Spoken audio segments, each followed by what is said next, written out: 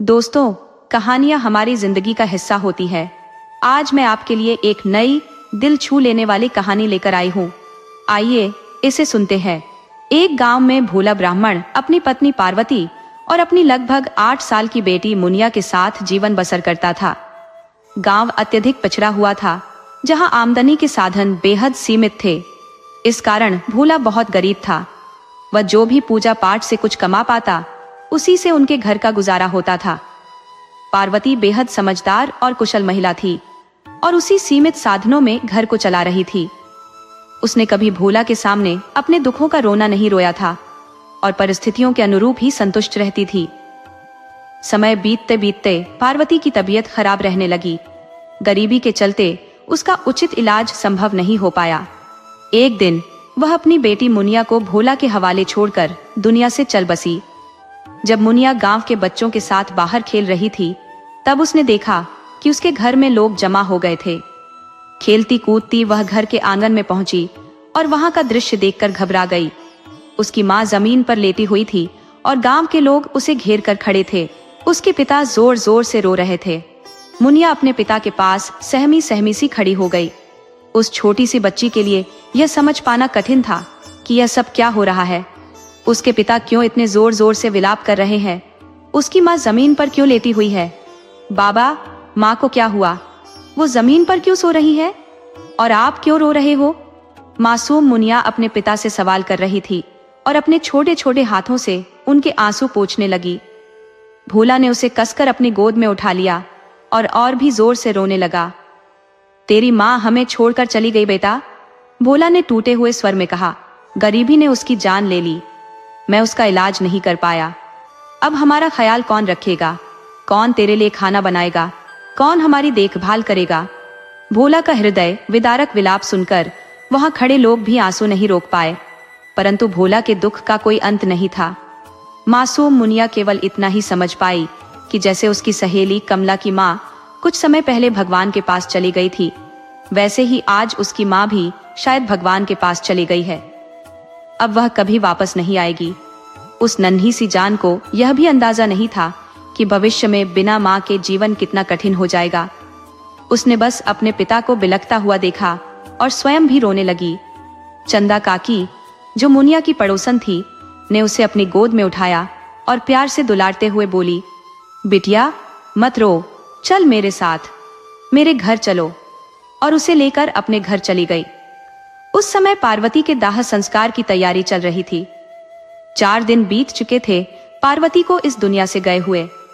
भोला का दुख दिन ब दिन गहराता जा रहा था, जैसे उसकी दुनिया ही खत्म हो गई हो। पार्वती के बिना उसकी जिंदगी में शून्यता और अकेलापन छा गया था। इस गहरे दुख ने भोला को ऐसा तोड़ दिया कि उसकी हालत बुजुर्गों जैसी लगने लगी, जबकि मुनिया अपने नन्हे कंधों पर अनायास ही बड़ी हो चली थी। भोला जब भी अपनी बेटी को देखता, उसके नन्हे नन्हे हाथों से झाड़ू लगाते या बर्तन मांजने की कोशिश करते हुए वह और टूट जाता। कई बार उसे अपनी गोद में उठाकर फूट फूट कर रो पड़ता। गांव वालों ने कुछ दिन तक उसकी सहायता की, खाना पीना भेजा, मगर कितने दिन तक ऐसा चलता? धीरे धीरे सब अपने काम धंधों में व्यस्त हो गए। चंदा काकी ने एक दिन भोला को समझाया, भोला, खुद को संभाल। देख, तेरी बेटी कैसी मुरझा रही है। उसकी माँ तो उसे छोड़ गई, अब तू भी क्या उसका सहारा छीन लेगा? तुझे तो अब मुनिया के लिए जीना है। काकी की बातें भोला के दिल को छू गई।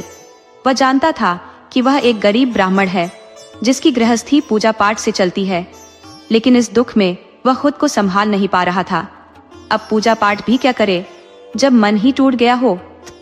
लेकिन काकी की बातों ने उसे सोचने पर मजबूर कर दिया। वह उठ खड़ा हुआ और मुनिया को गोद में उठाकर बोला, बेटा, आज से हम दोनों एक दूसरे का ख्याल रखेंगे। भोला ने पहली बार मुस्कुराया और उसे मुस्कुराते देख मुनिया भी खिलखिलाते हुए बोली, पिताजी, मैं आपके लिए खाना बनाऊंगी, जैसे माँ बनाती थी। भोला की आंखें भर आईं। ऊपर आसमान की ओर देखते हुए उसने कहा, पार्वती, देख रही हो, हमारी बेटी कितनी जल्दी बड़ी हो गई है। उसने अपने आंसू पोंछे और बोला, चल बेटा, आज हम दोनों मिलकर खाना बनाएंगे। दोनों ने मिलकर खाना बनाना शुरू किया।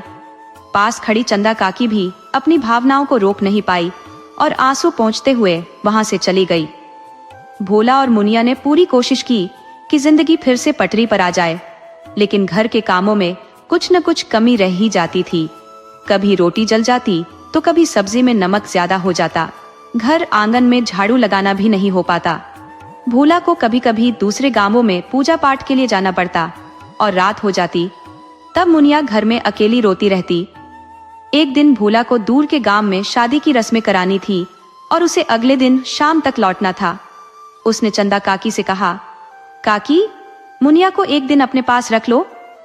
चंदा काकी ने उसे भरोसा दिलाया, भोला तू बेफिक्र रह, मुनिया यहाँ आराम से रहेगी, बच्चों के साथ खेल लेगी। अगले दिन जब भोला शाम को लौटा तो उसके हाथ में ढेर सारी मिठाइयां और फल थे जो उसे पंडिताई के काम से मिले थे। इसके अलावा कुछ और सामान्य सामान भी था। चंदा काकी के दरवाजे से ही उसने बाहर से पुकारा, मुनिया आओ बेटा, देखो तो मैं तुम्हारे लिए क्या क्या लाया हूँ। उसे उम्मीद थी कि उसकी आवाज सुनते ही मुनिया दौड़ कर आएगी और उससे लिपट जाएगी, पर जब उसने 2 बार आवाज लगाई और मुनिया बाहर नहीं आई तो भोला खुद घर के अंदर चला गया। घर के भीतर सन्नाटा पसरा हुआ था। एक कोने में मुनिया बेसुध पड़ी हुई थी। उसे इस हाल में देखकर भोला के दिल की धड़कनें जैसे रुक गई। हाथ से सारा सामान जमीन पर गिर गया। वह दौड़कर मुनिया के पास गया और उसे हिलाने लगा, मेरी मुनिया, आंखें खोल, देख मैं आ गया हूँ, तेरा बाबा वापस आ गया है। उसने मुनिया को उठाने की कोशिश की, लेकिन देखा कि उसका शरीर बुखार से तप रहा था। भोला ने उसे गले लगाकर रोते हुए भगवान से प्रार्थना की, हे प्रभु, मेरी मुनिया को क्या हो गया, मेरी प्यारी बिटिया को ठीक कर दो। अनसट। मुनिया ने धीरे धीरे अपनी आंखें खोली और बेहद धीमी आवाज में बोली, बाबा तुम आ गए, तुम भी माँ की तरह मुझे छोड़कर तो नहीं चले गए थे बाबा। ये कहते कहते मुनिया फिर बेसुध हो गई। तभी चंदा काकी लकड़ी का गट्ठर सिर पर रखे हुए घर में आई और बोली, अरे अच्छा हुआ भोला, तुम आ गए। कल रात से ही इस बच्ची को तेज बुखार है, ठंडी पट्टी रखने से भी कम नहीं हो रहा। ये बस एक ही बात बार बार बड़बड़ा रही है, माँ की तरह बाबा भी मुझे छोड़ गए। मैंने इसे समझाने की बहुत कोशिश की कि तेरे बाबा आज आ जाएंगे, पर इसके मन का डर निकल ही नहीं रहा था। भोला ने मुनिया को गले से लगाकर सुला लिया और धीरे धीरे मुनिया का बुखार उतरने लगा। भोला उदास होकर बोला, काकी अब मैं इसे घर ले चलता हूँ। आज उसे पार्वती की बहुत याद आ रही थी। वह सोच रहा था कि माँ की तरह मुनिया के पास रह पाना उसके लिए कितना मुश्किल था, लेकिन पेट भरने के लिए और जीने के लिए उसे काम करना ही था। जाते जाते उसने काकी से कहा, ठीक है काकी, मैं चलता हूँ। चंदा काकी ने उसे रोका और कहा, भोला सुनो, पार्वती को गुजरे 2 साल हो गए हैं। जिंदगी किसी तरह चल तो रही है, पर देखो मुनिया कैसी मुरझा गई है। इन 2 सालों में माँ की कमी बच्चे के दिल से नहीं निकली। मेरी मान, दूसरी शादी कर ले, तेरी गृहस्थी भी ठीक से चलेगी और मुनिया को भी माँ का प्यार मिल जाएगा।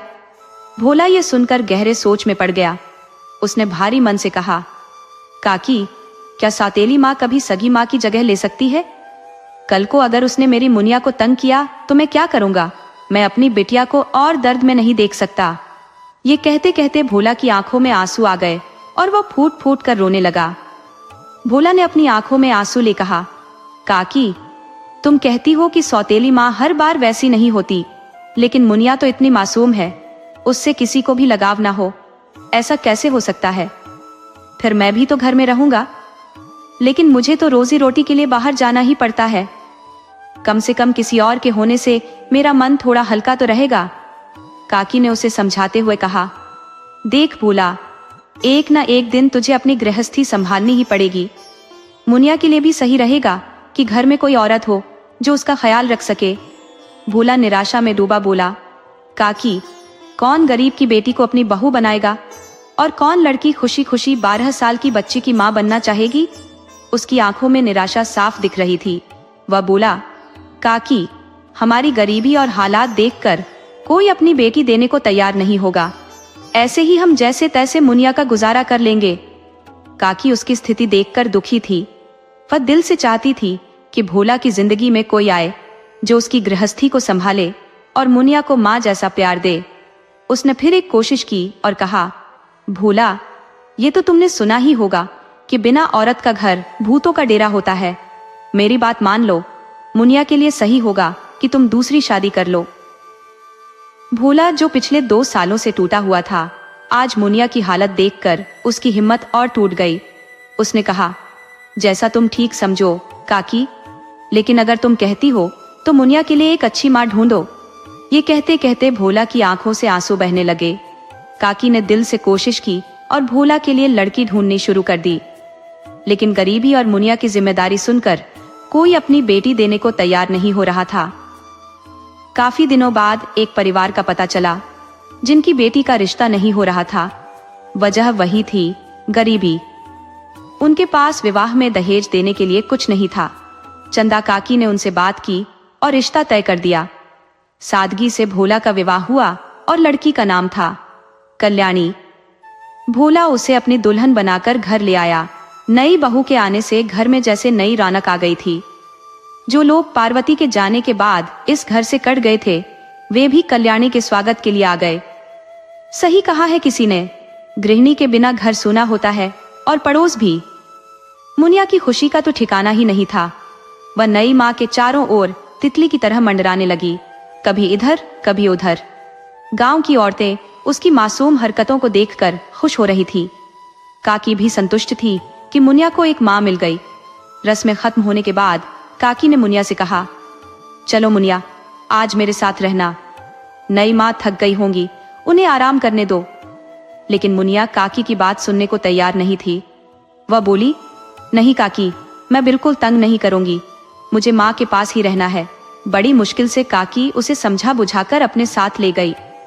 भोला ने जब आंगन में कदम रखा तो उसकी नजर कल्याणी पर गई। उसके मन में कई सवाल उठ रहे थे।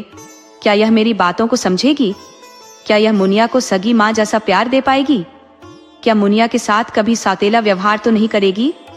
इन सवालों के बीच उसने कल्याणी का हाथ पकड़कर कहा, देखो कल्याणी, अब तुम मेरी पत्नी हो। जिस परिस्थिति में तुमने मुझसे शादी की है, मैं तुम्हें वचन देता हूँ कि तुम्हारा बहुत ख्याल रखूंगा। जो पार्वती के साथ नहीं कर पाया, अब तुम्हारे साथ वह गलती नहीं दोहराऊंगा।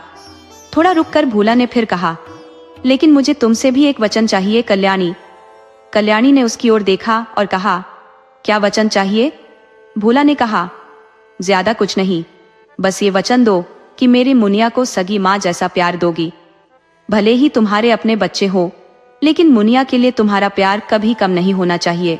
कल्याणी ने भोला की ओर देखते हुए कहा, मैं वचन देती हूँ। कल्याणी ने भोलेपन से हामी भर दी और जैसे ही उसने यह कहा, भोला को मानो अंदर से सुकून मिल गया। उसकी बेचैनी धीरे धीरे कम होने लगी। भोला अब बेहद प्रसन्न था। अगले ही दिन सुबह सुबह मुनिया दौड़ते हुए अपने घर लौट आई। चंदा काकी के घर पर उसका मन बिल्कुल भी नहीं लग रहा था। रात किसी तरह उसने काटी थी, लेकिन उसका दिल नई माँ के पास ही रहना चाहता था। मुनिया का पूरा दिन अब अपनी नई माँ के चारों ओर चक्कर काटते ही बीतता था। कल्याणी भी उसे बेहद प्रेम देती थी। गृहस्थी की गाड़ी फिर से पटरी पर आ चुकी थी। कल्याणी भी पार्वती की तरह समझदार महिला थी। उसने कम साधनों में भी घर का प्रबंधन करना सीख लिया था। घर के छोटे बड़े हर काम को बखूबी संभाल लिया था, मुनिया से लेकर रसोई तक। मुनिया का तो बस एक ही काम था, पाठशाला जाना और फिर वापस आकर अपनी माँ के पीछे पीछे रहना। वो अपनी नई माँ से दिन भर की सारी बातें साझा करती। माँ, आज मकालू चाचा के बगीचे से आम तोड़े। आज मेरी सहेली ने बचिया को खेलते देखा। उसकी बातें मासूमियत से भरी होती थी। समय ऐसे ही गुजरता रहा और 2 साल बीत गए। कल्याणी मुनिया को पूरा प्रेम देती रही, जैसे वो उसकी सगी माँ हो। 2 सालों में जैसे मुनिया और कल्याणी के बीच एक गहरा लगाव बन चुका था। कल्याणी भी घर के सारे कामों के साथ मुनिया की हर छोटी बड़ी बातों को प्यार से सुनती थी। कुल मिलाकर भोला का परिवार अब बेहद खुशहाल था। भोला की आमदनी भले ही ज्यादा नहीं थी, लेकिन जब भी वो कहीं बाहर जाता, कल्याणी और मुनिया के लिए कुछ न कुछ लेकर जरूर लौटता।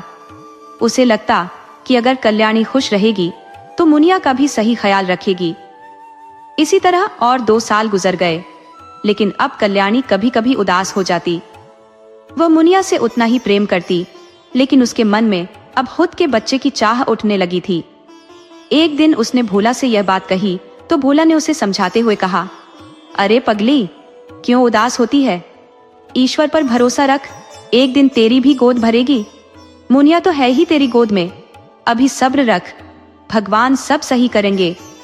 भोला की बात सुनकर कल्याणी हल्की मुस्कान देती, पर उसका दिल अंदर से बहुत बेचैन रहता।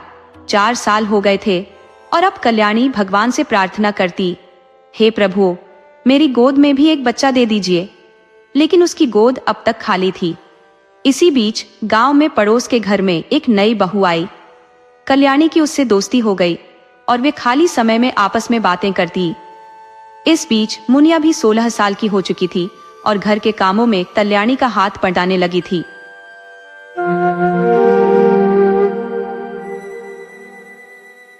वीरभद्र नामक चंदनपुर के प्रतापी राजा थे। राजा वीरभद्र अत्यंत साहसी, वीर और अपनी प्रजा से अत्यधिक प्रेम करने वाले शासक थे। उनकी प्रजा भी उन्हें पूरी श्रद्धा और सम्मान के साथ देखती थी। चंदनपुर राज्य की समृद्धि और वैभव चारों दिशाओं में फैल चुका था।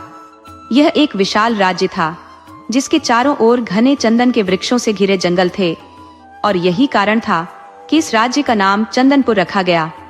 इसके अलावा यहाँ हीरे की खानें भी थी जो राज्य को और समृद्ध बनाती थी। कई पड़ोसी राज्य इस राज्य की समृद्धि पर नजरें गड़ाए हुए थे, जिनमें से एक सोमनगर भी था। सोमनगर के राजा चंद्र प्रताप की भी यही इच्छा थी कि वह चंदनपुर पर अपना अधिकार कर ले। राजा वीरभद्र का मंत्री कालकूट एक बड़ा षड्यंत्रकारी व्यक्ति था और वह अपनी चालाकियों के चलते चुपके से राजा चंद्र प्रताप के साथ मिल गया। कालकूट राजा वीरभद्र की गुप्त जानकारियां चंद्र प्रताप तक पहुंचाने लगा। कुछ दिनों के बाद वह सोमनगर के राजा चंद्र प्रताप के कक्ष में बैठकर उनसे बातें कर रहा था।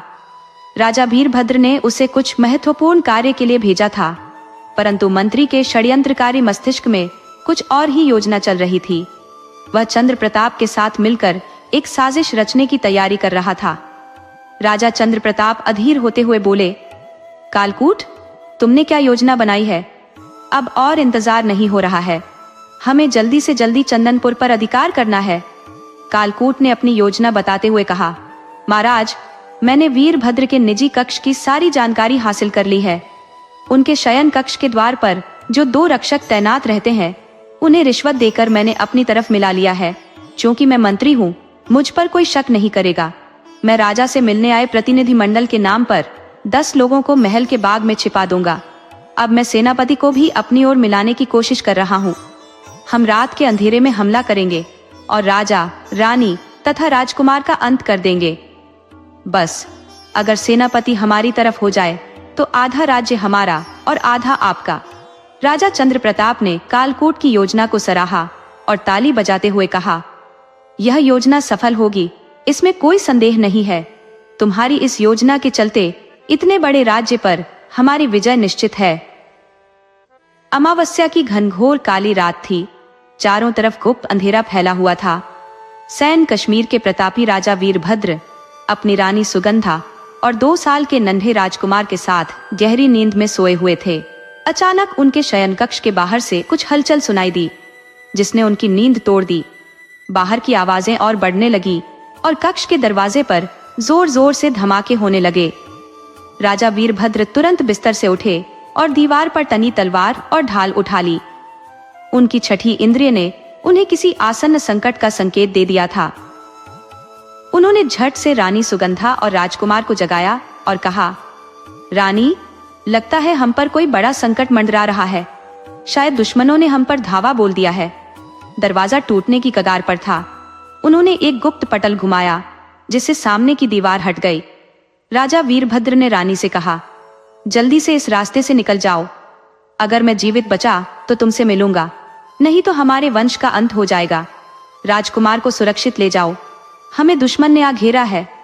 रानी सुगंधा राजा को छोड़कर जाने को तैयार नहीं थी, लेकिन वीरभद्र ने उन्हें जबरदस्ती धक्का देकर गुप्त द्वार से बाहर भेज दिया और फिर से दीवार को अपनी जगह ला दिया। उसी समय दरवाजा टूट गया और 8-10 सैनिक अंदर घुस आए। राजा वीरभद्र ने पीछे खड़े मंत्री को देखते ही समझ लिया कि ये सब उसी की करतूत है। अब समझा, तू ही है विश्वासघाती मंत्री। राजा वीरभद्र गरजे, फिर एक भयंकर युद्ध छिड़ गया।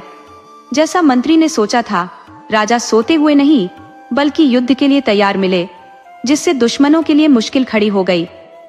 थोड़ी ही देर में राजा ने अधिकांश सैनिकों को मौत के घाट उतार दिया, लेकिन तभी मंत्री ने पीछे से वार किया।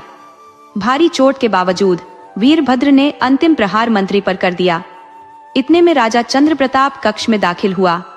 उसने मंत्री को तड़पते देखा और क्रोधित होते हुए तलवार से एक घातक वार किया। गद्दारों की यही सजा है, तुझे न तो आधा राज्य मिलेगा, न ही आधा नरक। मंत्री ने अंतिम सांस लेते हुए कहा, राजा चंद्रप्रताप, तुमने धोखा दिया है मुझे। चंद्रप्रताप हंसते हुए बोले, धोखा मैंने नहीं, तुमने अपने राजा के साथ किया है। जो अपने राजा का नहीं हुआ वो मेरा कैसे हो सकता था।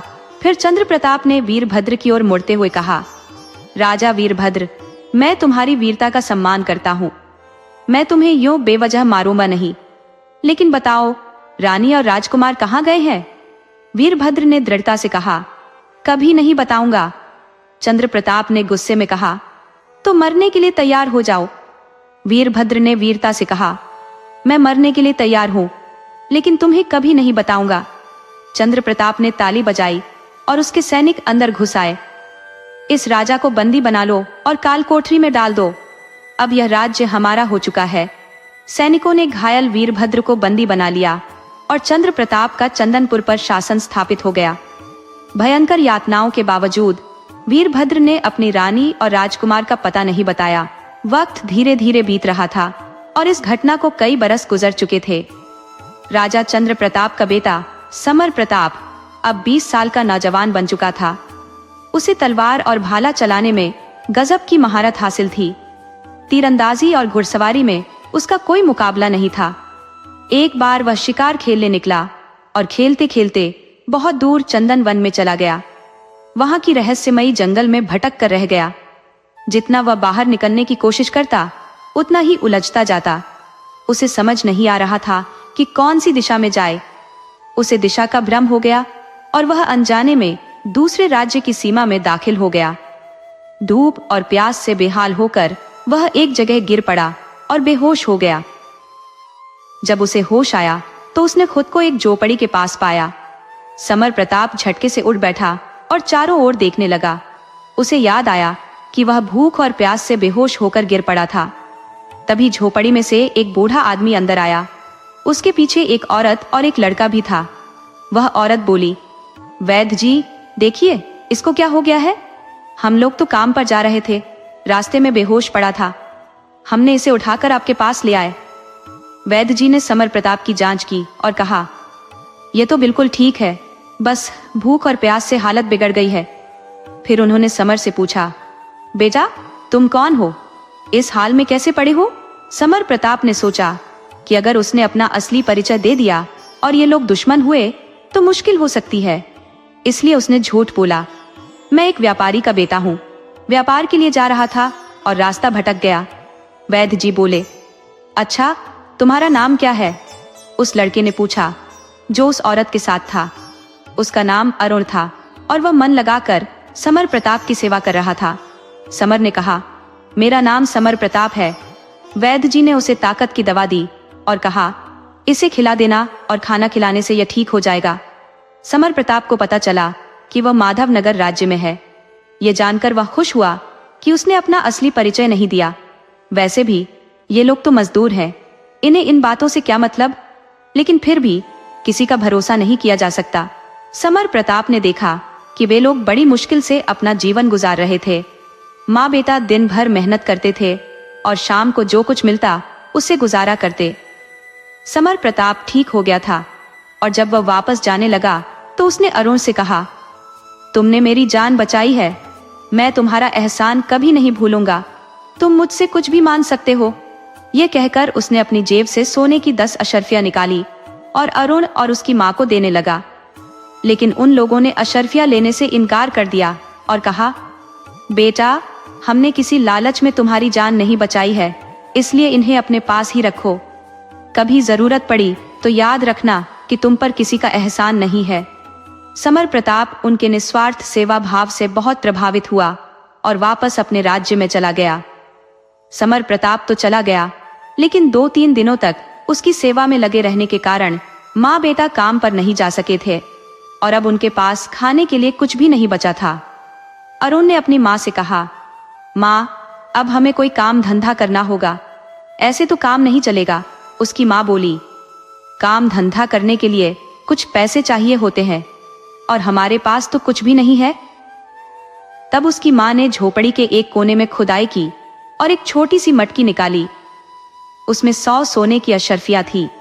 माँ ने अशर्फियां अरुण को देते हुए कहा, ये मेरी सारी जिंदगी की बचत है, बड़ी मुश्किल से मैंने इसे जोड़ा है ताकि विपत्ति के समय काम आए। इसी लो और अपना कोई काम धंधा शुरू करो। अरुण ने कहा, ठीक है माँ, और अशर्फियां लेकर सोचने लगा कि अब इनका क्या किया जाए। किसी दूरस्थ राज्य में एक बड़ा मेला लगने वाला था, जहां दूर दूर से लोग अपनी वस्तुएं बेचने आते थे। अरुण ने अपनी माँ से कहा, माँ मैं उस मेले में जाऊंगा और देखूंगा कि हमारे व्यापार के लिए कोई उपयोगी चीज वहां मिलती है या नहीं। उसकी माँ बहुत खुश हुई और कहा, ठीक है बेटा, जरूर जाओ। कुछ दिनों बाद मेला लग गया और अरुण वहां पहुंच गया। वह पूरे मेले में घूम घूम कर चीजें देख रहा था, लेकिन उसे कुछ भी खास नहीं लग रहा था।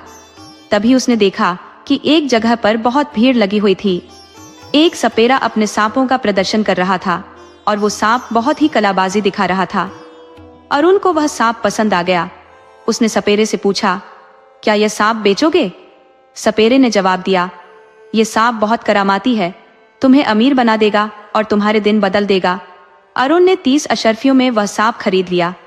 सांप की पिटारी लेकर वह आगे बढ़ा और मेले की बाकी चीजें देखने लगा।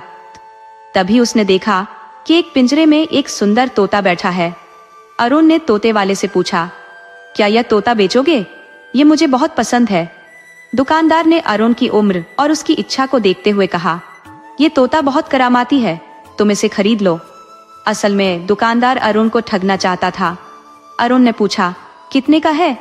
दुकानदार ने कहा, यह 50 अशर्फियों का है। अरुण बोला, मेरे पास 30 अशर्फियां है, क्या तुम इसे इतने में बेच सकते हो? दुकानदार ने कहा, ठीक है, और अरुण ने वह तोता खरीद लिया। अरुण बहुत खुश था और आगे बढ़ते हुए उसने देखा कि एक अद्भुत रंग की बिल्ली बैठी है। कई जानवर थे, लेकिन ऐसी बिल्ली उसने पहले कभी नहीं देखी थी। उसे वो बिल्ली भी बहुत पसंद आ गई। अरुण वैसे भी पशु पक्षियों का प्रेमी था, इसलिए वह भूल गया कि उसकी माँ ने उसे अशर्फिया किस काम के लिए दी थी। उसने बिल्ली की कीमत पूछी। दुकानदार ने कहा, यह बिल्ली 50 अशर्फियों की है। अरुण के पास अब सिर्फ 40 अशर्फिया बची थी, लेकिन उसने वह बिल्ली 40 अशर्फियों में खरीद ली और अपने घर लौट आया। उसकी माँ बड़ी बेसब्री से उसका इंतजार कर रही थी। सोच रही थी कि उसका बेटा कोई फायदे की चीज लेकर आएगा और कोई व्यापार करेगा। जब उसने देखा कि अरुण सांप की पिटारी, तोते का पिंजरा और गोद में बिल्ली ले चला आ रहा है, तो उसने अरुण से कहा, बेटा ये क्या है? तुम इन्हें क्यों ले आए हो? ये कहाँ से मिले? अरुण ने बताया, माँ मैंने इन्हें खरीदा है। माँ ने पूछा, कितने में खरीदा? अरुण ने जवाब दिया, मैंने इन्हें 100 अशर्फियों में खरीदा है। ये सुनते ही उसकी माँ का गुस्सा फूट पड़ा। उसने कहा, क्या तुमने मेरे जीवन भर की कमाई को तोते, बिल्ली और सांप पर लुटा दिया? अब ये अशर्फिया वापस नहीं मिल सकती। लेकिन अब कुछ किया नहीं जा सकता था। माँ ने शोक मनाने के बाद चुपचाप बैठ गई। उसने सोचा कि तोता बहुत अच्छा लग रहा था और बिल्ली भी बहुत प्यारी थी। उसने सोचा, कोई बात नहीं, बेटा है, अशर्फिया बर्बाद कर दी तो अब क्या कर सकते हैं। लेकिन सांप को लेकर माँ का गुस्सा फिर से उबल पड़ा। उसने कहा, इस सांप को तुरंत छोड़कर आओ, ये घर में नहीं रह सकता। अरुण ने कहा, ठीक है माँ, मैं इसे छोड़कर आता हूँ, लेकिन तोता और बिल्ली तो यहाँ रहेंगे। माँ ने कहा, हाँ, इन्हें तुम यहाँ रख सकते हो। अरुण ने सांप की पिटारी उठाई और उसे छोड़ने के लिए जंगल की ओर चल दिया। घने जंगल में पहुंचकर उसने पिटारी खोली और सांप को जमीन पर छोड़ दिया। अरुण बोला, दोस्त, तुम्हारा मेरा सफर यहीं तक था। मैं मजबूर हूं, मैं तुम्हें छोड़ना नहीं चाहता था, लेकिन माँ को भी दुखी नहीं कर सकता। अचानक अरुण चौंक गया जब उसने सुना कि सांप ने कहा, जब तुम मुझे छोड़ रहे हो तो कृपया करके मुझे मेरे देश में छोड़ दो। जहां मैं अपने घर पर आराम से पहुंच सकूं, क्योंकि मैं खुद वहां नहीं पहुंच सकता। ये सुनकर अरुण हैरान हो गया। उसने सोचा, ये कौन बोल रहा है? क्या सांप भी बोल सकता है? लेकिन आवाज सांप की ओर से ही आ रही थी। सांप बोला, डरो मत दोस्त, मैं कोई साधारण सांप नहीं हूँ। मुझे श्राप मिला हुआ है। मैं सांपों के राजा वासुकी का बेटा सारंग हूँ, इसलिए कहता हूँ कि तुम मुझे मेरे देश पहुंचा दो। मुझे इस श्राप के कारण मैं अपने यहाँ खुद नहीं पहुंच सकता। अरुण ने पूछा, कैसा श्राप? अब अरुण की जिज्ञासा बढ़ गई थी। मैं नागलोक का राजकुमार हूँ। एक बार मैं अपने साथियों के साथ खेलते खेलते पृथ्वीलोक के जंगल में आ गया। वहां एक ऋषि जी तपस्या में लीन थे और हमने उन्हें परेशान करना शुरू कर दिया। हम उनके साधनों को इधर उधर फेंकते, कभी उनका कमंडल गिरा देते। इसी तरह की शरारतें हम कर रहे थे। अचानक ऋषि जी की आंखें खुल गईं। मुझे देखते ही वे क्रोध में आ गए। मेरे साथी तो भाग गए, लेकिन उन्होंने मुझे श्राप दे दिया, जा, अब तू साधारण सांप की तरह जमीन पर रेंग, ताकि तू किसी को परेशान न कर सके। जब मैं बहुत रोने लगा तो ऋषि जी ने कहा, ठीक है, तुझे मनोरंजन करने का बड़ा शौक है, तो अब तू दूसरों का मनोरंजन करेगा। एक सपेरा तुझे पकड़ेगा और तुझे तमाशा दिखाएगा। फिर एक मनुष्य आएगा और तुझे खरीदेगा, वही तुझे मुक्त करा पाएगा। तू अपनी शक्तियों का उपयोग करके उसकी मदद कर सकता है, लेकिन तू अपने लोक तभी जा सकेगा जब वह तुझे ले जाएगा। अरुण ने पूछा, लेकिन मैं नागलोक कैसे जा सकता हूँ? वहां पहुंचने में कितना समय लगेगा? मेरी माँ यह तब तक बहुत चिंतित हो जाएगी। अरुण की यह बात सुनकर सांप बोला, तुम्हें वहां पहुंचने में बिल्कुल भी समय नहीं लगेगा। मैं तुम्हें वहीं पहुंचा दूंगा, और मेरे पिता तुम्हारे इस उपकार के बदले में तुम्हें कोई न कोई तोहफा जरूर देंगे, क्योंकि वे मेरे बिना बहुत व्याकुल हो रहे होंगे और मेरी माँ भी बहुत रो रही होगी। जब तुम वहां पहुंचोगे तो बहुत सारे लोग तुम्हारे पास आएंगे और तुम्हें कुछ न कुछ देने की कोशिश करेंगे, लेकिन तुम किसी से कुछ मत लेना। सबसे आखिर में मेरे पिताजी आएंगे। उनकी पहचान ये होगी कि उनके माथे पर मणि होगी।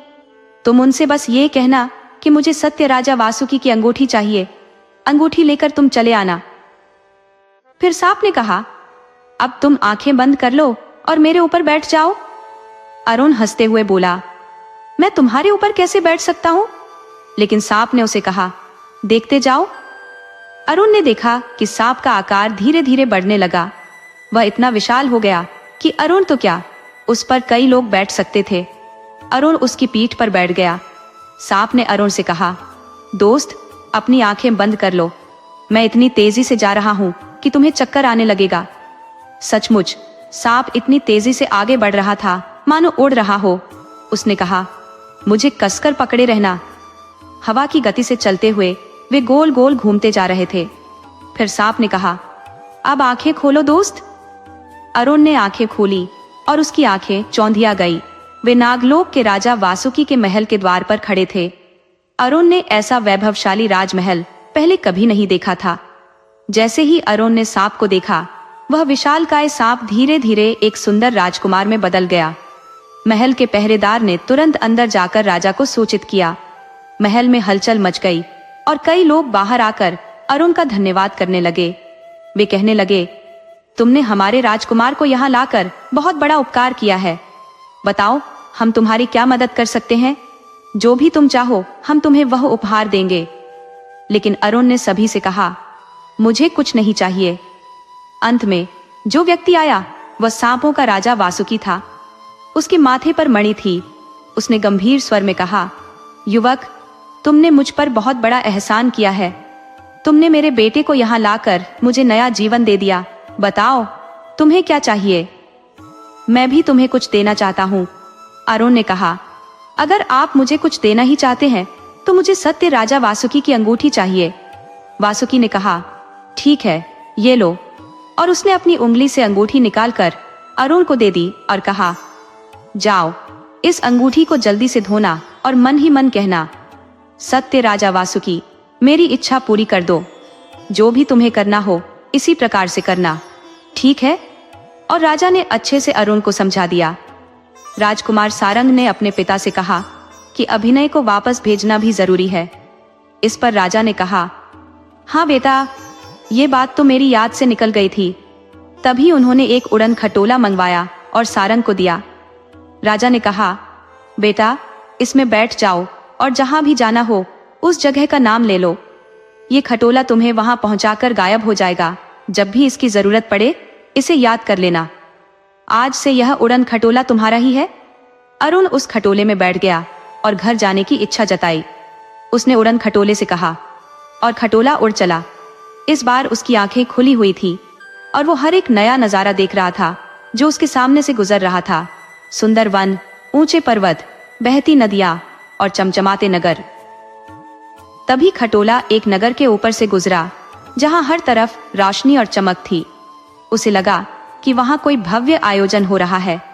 उसने उड़न खटोले से कहा, मुझे यहाँ उतार दो, मैं देखना चाहता हूँ कि यहाँ क्या हो रहा है, फिर मुझे मेरे घर पहुंचा देना। उड़न खटोले ने उसे नगर में उतार दिया और खुद गायब हो गया।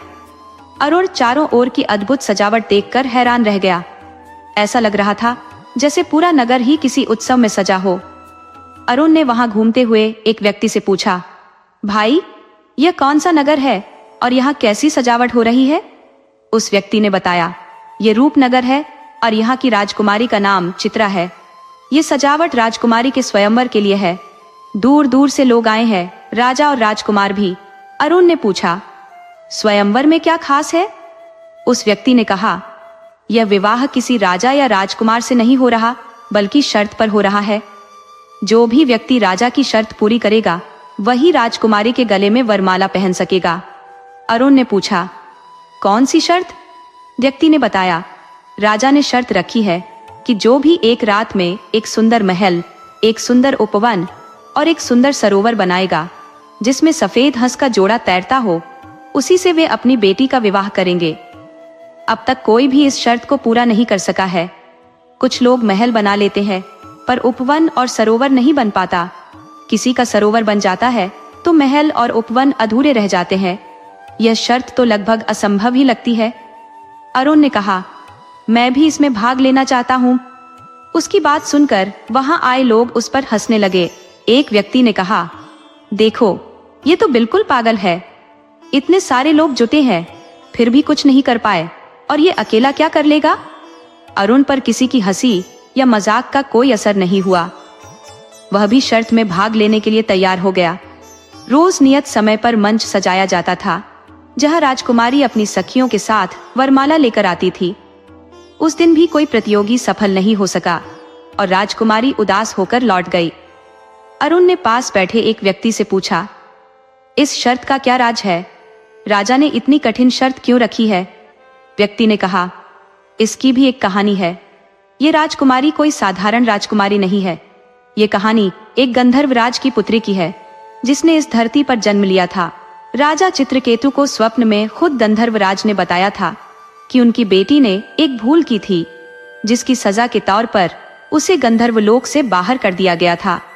इसी कारण वह इस धरती पर एक मानव रूप में राजा चित्रकेतु के यहाँ जन्मी थी। तभी से राजकुमारी का स्वरूप साधारण मनुष्यों जैसा नहीं है। उसके बाल सोने के जैसे चमकते हैं, उसकी आंखें नीली और चमकदार है और उसके वस्त्र ऐसे हैं जैसे इस धरती के न होकर किसी और ही दुनिया के हों। उसके कपड़े हमेशा नए रंगों में बदलते रहते हैं और कभी पुराने नहीं होते। वह कोई साधारण मानव नहीं बल्कि एक दिव्य आत्मा है। इसलिए उसके लिए कोई साधारण व्यक्ति नहीं बल्कि एक अद्वितीय प्रतिभा वाला व्यक्ति ही योग्य होगा। अरुण ने राजकुमारी की ओर देखा और वह सच में बेहद सुंदर दिखाई दे रही थी। उसके बाल सोने जैसे चमक रहे थे और उसकी खूबसूरती किसी अलौकिक स्वरूप से कम नहीं थी। राजकुमारी मंच पर थोड़ी देर रुकी, लेकिन उस दिन भी कोई प्रतियोगी शर्त पूरी नहीं कर पाया और वह धीरे धीरे वापस चली गई। अब बस 2 ही प्रतियोगिता बची थी और उसके बाद स्वयंवर समाप्त हो जाता।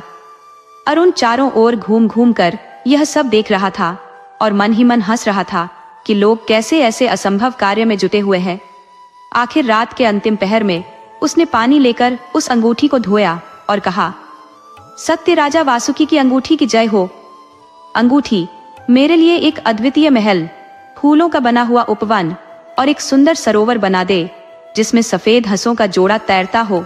ये सब धरती पर सबसे विलक्षण और सुंदर हो। जैसे ही उसने यह कहा, एक गगनचुंबी महल बनकर तैयार हो गया। जो कि विभिन्न रत्नों से जड़ा हुआ था और अद्भुत चमक बिखेर रहा था। उस महल की अट्टालिकाएं आकाश से बातें कर रही थी और उसका बगीचा तरह तरह के दुर्लभ फूलों से खिला हुआ था, जिनकी खुशबू पूरे वातावरण में फैली हुई थी। उन पर उड़ती हुई तितलियां और रंग बिरंगे पक्षी अपने मधुर स्वरों से बगीचे को सुरम्य बना रहे थे। संगमरमर की मूर्तियों वाले फव्वारे और सुंदर वृक्षों पर लिपटी बेलें उस उपवन की शोभा बढ़ा रही थी। वहीं सरोवर भी बहुत सुंदर था, जिसके किनारे खूबसूरत पेड़ लगे हुए थे। उस सरोवर में सफेद हंसों का जोड़ा तैर रहा था। जिसने भी यह दृश्य देखा, उसकी आंखों को विश्वास नहीं हुआ कि ऐसा कुछ भी इस धरती पर संभव हो सकता है। जब लोगों को पता चला कि यह सब अरुण ने बनवाया है, तो वे सभी उसे घेर कर खड़े हो गए और उससे पूछने लगे, भाई, क्या तू कोई जादूगर है? जो लोग पहले उसकी हंसी उड़ा रहे थे, वे अब उससे पूछने लगे, भाई, तू कौन है? लेकिन अरुण बस मुस्कुरा रहा था, कुछ बोल नहीं पा रहा था। सभी ने उसे चमत्कारी मान लिया, क्योंकि ऐसे ही लोग अपनी पहचान छुपाए रखते हैं। जब यह समाचार राजा चित्रकेतु तक पहुंचा, तो वे खुशी से झूम उठे। राजमहल में भी यह खबर पहुंच गई और राजकुमारी चित्रलेखा बहुत प्रसन्न हो गई। अब उसके जयमाला के भव्य आयोजन की तैयारी होने लगी। आज सभा स्थल की सजावट बहुत ही अद्भुत थी। विभिन्न प्रकार के बाग यंत्र बज रहे थे और नृत्य गायन का आयोजन हो रहा था। राजकुमारी धीरे धीरे चलती हुई आ रही थी। उसके पीछे पीछे उसकी सखियां फूलों की थाल ले चली आ रही थी। पुष्प वर्षा के बीच राजकुमारी मंच पर आई और उसने सामने खड़े हुए अरुण को देखा। अरुण की सुंदरता को देखकर, जो अब बहुमूल्य वस्त्रों में सजा हुआ था, सभी लोग उसकी प्रशंसा करने लगे। राजकुमारी चित्रा ने अरुण के गले में वरमाला डाली और उनके विवाह का आयोजन बड़ी धूमधाम से संपन्न हुआ। राजा चित्रकेतु की एकमात्र संतान उनकी बेटी राजकुमारी चित्रा थी। राजा ने अरुण को अपने साम्राज्य का उत्तराधिकारी घोषित कर उसका राज तिलक कर दिया। अब अरुण राजा बन चुका था। अरुण ने अपने उड़न खटोले में बैठकर हुक्म दिया, मुझे मेरे घर ले चलो, जहां मेरी माँ मेरी राह देख रही है। उड़न खटोला अरुण को लेकर उसके राज्य माधव नगर पहुंचा और वहीं उतार दिया। उसकी माँ का बुरा हाल था, वह रो रोकर बेहाल थी। वह सोच रही थी कि उसके बेटे का क्या हुआ होगा, जो सांप को छोड़ने गया था और फिर वापस नहीं आया। कहीं सांप ने उसे काट तो नहीं लिया?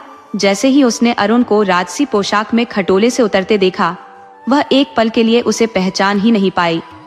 अरुण दौड़कर अपनी माँ के पास पहुंचा, उसके चरणों में गिरा और बोला, माँ, मैं तुम्हें लेने आया हूँ। उसकी माँ ने उसे गले से लगा लिया और पूछा, बेटा, तू कहाँ चला गया था? मैं तेरे लिए बहुत परेशान हो गई थी। अरुण ने अपनी माँ को पूरी कहानी सुनाई और कहा, चलो माँ, अब अपने महल में चलते हैं। माँ और बेटा उड़न खटोले में बैठ गए और उसकी माँ ने अपनी बिल्ली और तोते का पिंजरा भी साथ रख लिया। उसकी माँ ने इतने दिनों से बिल्ली की बहुत देखभाल की थी और तोता भी खुशी खुशी उससे बातें कर रहा था। उड़न खटोला सभी को लेकर रूपनगर पहुंचा और वहां उतार दिया। इसके बाद उड़न खटोला अदृश्य हो गया। सभी लोग खुशी खुशी रहने लगे, लेकिन रानी चित्रा को अपने पुराने धर्मनगर की याद अक्सर उदास कर देती थी। अरुण ने कई बार उससे इसके बारे में पूछा, लेकिन उसने कुछ नहीं बताया। उसे पता था कि महल के सरोवर के पास से एक नदी बहती है, जो दूर दूर तक कई नगरों को पार करती हुई निर्जन जंगलों से होकर गुजरती है, जहां उसके पुराने नगर की सखिया और अन्य गंधर्व निवास करते थे। वे अक्सर नदी में स्नान करने आते थे और फिर वापस चले जाते थे। चित्रा उनकी यादों में डूब जाती थी। उसकी सखियां उससे बहुत प्यार करती थी और उन्हें याद दिलाने के लिए चित्रा कभी कभार कोई वस्तु नदी में प्रवाहित कर देती थी, जो वहां जाकर उन्हें मिल जाती थी। चित्रा के सोने जैसे बालों की खूबसूरती पर उसकी सखियां मोहित रहती थी। जब वह सरोवर में अपनी दासियों के साथ स्नान करने जाती थी और उसके बाल टूट जाते थे, तो वह उन्हें कमल के फूलों की पत्तियों में लपेटकर नदी में बहा देती थी। उसके मन में यह इच्छा होती थी कि कहीं न कहीं वह वस्तु उन सखियों तक पहुंच जाए और उन्हें उसकी याद दिला दे। वह जानती थी कि यह बाल जादुई सरोवर के दुर्लभ कमलों में लिपटे होने के कारण कभी नष्ट नहीं हो सकते थे। एक दिन नहाते समय उसके कुछ बाल टूटे। उसने उन्हें कमल की पत्तियों में लपेटकर नदी में बहा दिया। नदी की प्रवृत्ति है कि वह बहती रहती है और उसके साथ जो चीजें मिलती है उन्हें भी वह बहाकर ले जाती है। वह पत्तियां नगरों, गांवों और जंगलों को पार करती हुई चंदनपुर के राजकुमार समर प्रताप के पास पहुंच गई, जो उस समय जंगल में शिकार के लिए आया हुआ था। प्यास से व्याकुल होकर वह नदी में पानी पीने गया। जब उसने अंजलि में भरकर पानी पिया और खड़ा हुआ तो उसकी नजर एक कमल के फूल की पत्तियों पर पड़ी, जो बहती हुई चली आ रही थी। उसने वो पत्तियां उठा ली और जब उन्हें खोला तो चमकते हुए सोने के बाल देखकर हैरान रह गया। सोने के बाल भला किसके हो सकते हैं? लेकिन उन बालों में कुछ ऐसा आकर्षण था कि वह जितना उनके बारे में सोचता उतना ही उनके प्रभाव में डूबता जाता। धीरे धीरे उसके मन में एक कल्पना जन्म लेने लगी और वह उन बालों के मालिक की छवि में खोता चला गया। घर लौटने के बाद उसने खुद को एक अनजानी उदासी में डूबा पाया, जैसे कोई अज्ञात शक्ति उसे लगातार आकर्षित कर रही हो। वह दिन रात उसी लड़की की कल्पना में खोया रहता जिससे उसके सोने के बाल मिले थे। उसने खुद को एकांत में समेट लिया, किसी से बात नहीं करता, जैसे उसकी दुनिया वही सोने के बालों की रहस्यमयी लड़की बन गई हो। उसके दिल में बार बार यह ख्याल आता, जिसके बाल सोने के हैं वो खुद कितनी सुंदर, कितनी अद्वितीय होगी। राजकुमार समर प्रताप की स्थिति को देखकर उसके पिता राजा चंद्र प्रताप चिंतित हो गए। उन्होंने सुना कि समर प्रताप ने खाना पीना छोड़ दिया है तो उसे बुलाकर पूछा, बेटा क्या बात है जो तुम इतने उदास और परेशान हो? समर प्रताप ने सिर झुकाकर जवाब दिया, पिताजी मैं उसी लड़की से शादी करूंगा जिसके बाल सोने के हैं। ये सुनकर राजा हंसने लगे और बोले, ऐसी कौन सी लड़की होगी जिसके बाल सोने के हो? समर प्रताप ने सोने के बाल दिखाए तो राजा को मानना पड़ा कि यह बाल सच में सोने के ही हैं। लेकिन अब सवाल था, ऐसी लड़की को ढूंढा कैसे जाए? राजा चंद्र प्रताप गहरी सोच में डूब गए। तभी समर प्रताप ने दृढ़ता से कहा, पिताजी वो आप जाने, मैंने तो अपना फैसला सुना दिया है। कहकर समर प्रताप वहां से चला गया। अब राजा चंद्र प्रताप के पास एक बुजुर्ग सलाहकार थी जो हर राज की जानकार और बड़ी चतुर मानी जाती थी। उसका नाम सलाह था और वह गुप्तचर के कार्यों में राजा की मदद किया करती थी। चंद्र प्रताप ने उसे बुलाया और अपनी समस्या उसके सामने रखी। सलाह ने हंसते हुए कहा, महाराज ये तो चुटकियों का काम है। मैं आसमान में छेद कर सकती हूँ और उसमें फूल खिला सकती हूँ। ये काम तो बहुत आसान है, आप निश्चिंत रहे। सलाह ने समर प्रताप से पूछा, ये बाल किस दिशा से आए थे? समर प्रताप ने बताया कि वे उत्तर दिशा से आए थे। सलाह ने सैनिकों को बुलाया और आदेश दिया, उत्तर दिशा में 100 योजन की दूरी तक नदी किनारे पड़ने वाले हर राज्य में जाकर पता लगाओ कि वहां कौन सी रानी या राजकुमारी है जिसके बाल सोने के हो। सैनिकों ने कहा, जैसा आदेश महाराज, और वे तुरंत निकल गए। कुछ ही दिनों में उन्होंने आकर बताया कि यहाँ से 80 योजन की दूरी पर एक राज्य है, रूपनगर, जहाँ की रानी के बाल सोने के हैं। सलाह इस खबर से बहुत खुश हो गई और उसने सैनिकों से कहा, अब मुझे रूपनगर ले चलो। सैनिकों ने उसे रूपनगर पहुंचाया। वहां पहुंचकर सलाह ने खुद को एक भले घर की बुजुर्ग महिला के रूप में पेश किया।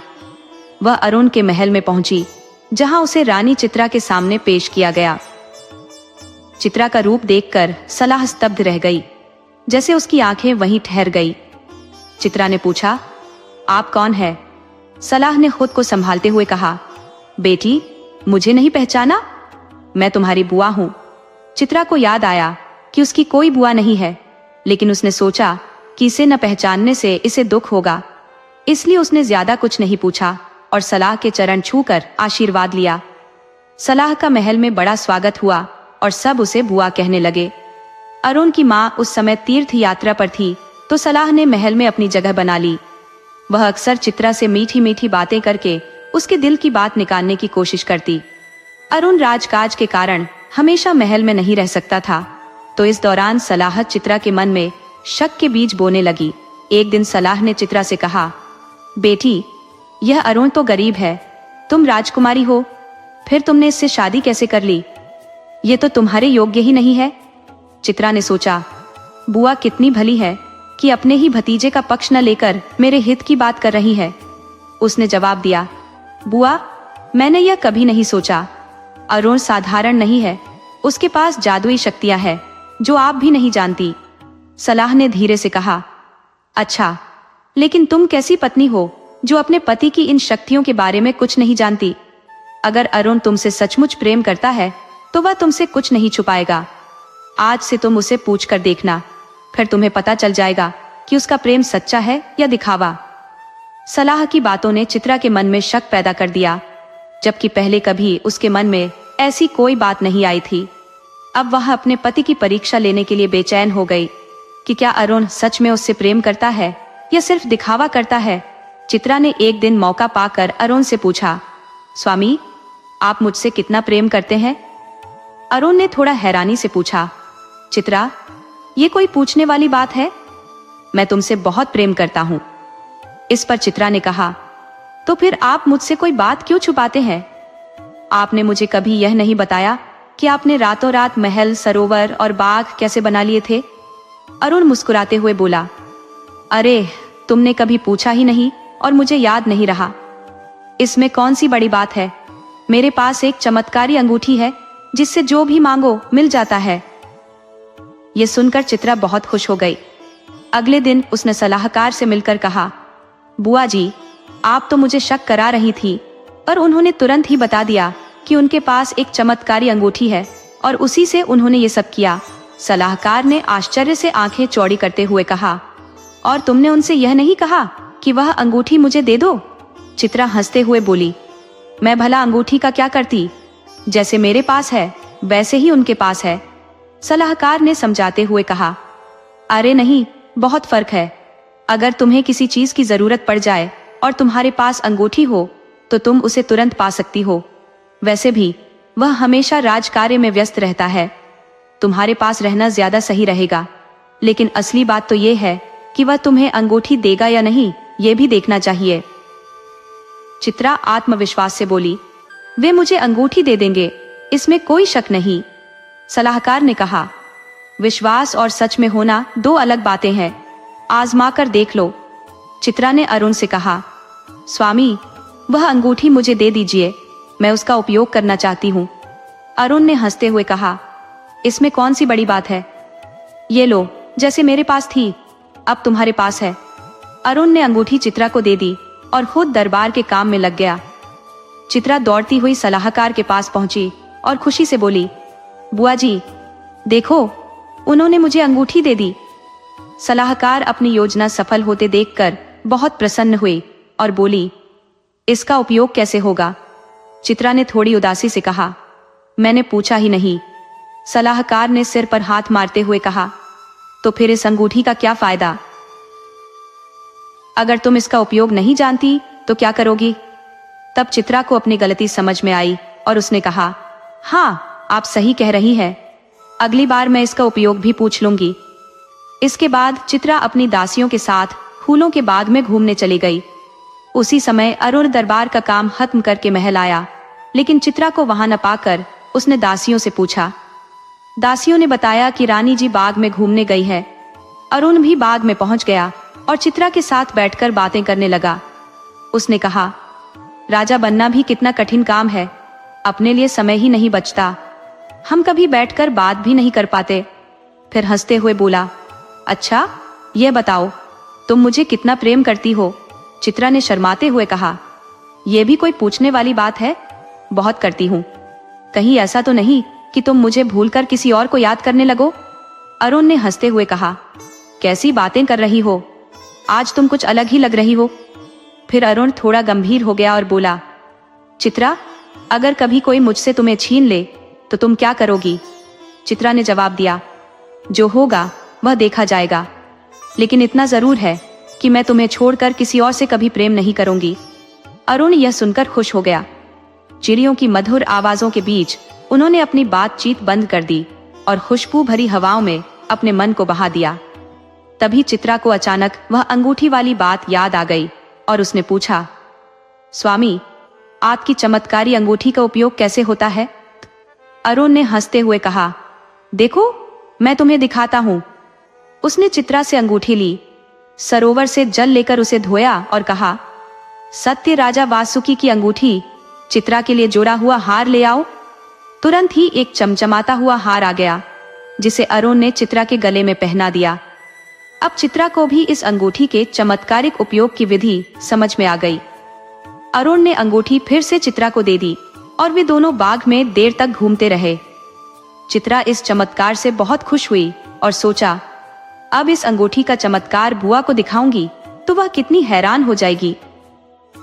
चित्रा ने अगले दिन सलाह खां से मिलकर सरोवर के किनारे जाकर अंगूठी का सारा रहस्य बता दिया। सलाह खां भोली बनते हुए बोली, क्या वाकई ऐसा हो सकता है? चित्रा ने जवाब दिया, क्यों नहीं हो सकता? अगर लाभ दिखाना हो तो जरा इसे धोकर देख लो। सलाह खां के कहने पर चित्रा ने अंगूठी उसके हाथ में दे दी। सलाह खां ने अंगूठी को जल में धोया और कहा, सत्या राजा, वासुकी की अंगूठी की जय हो। सत्या राजा, मुझे एक उड़न खटोला चाहिए जो मुझे और चित्रा को तुरंत चंदनपुर ले जाए। तुरंत ही एक उड़न खटोला प्रकट हो गया, जिसे देखकर चित्रा हैरान रह गई।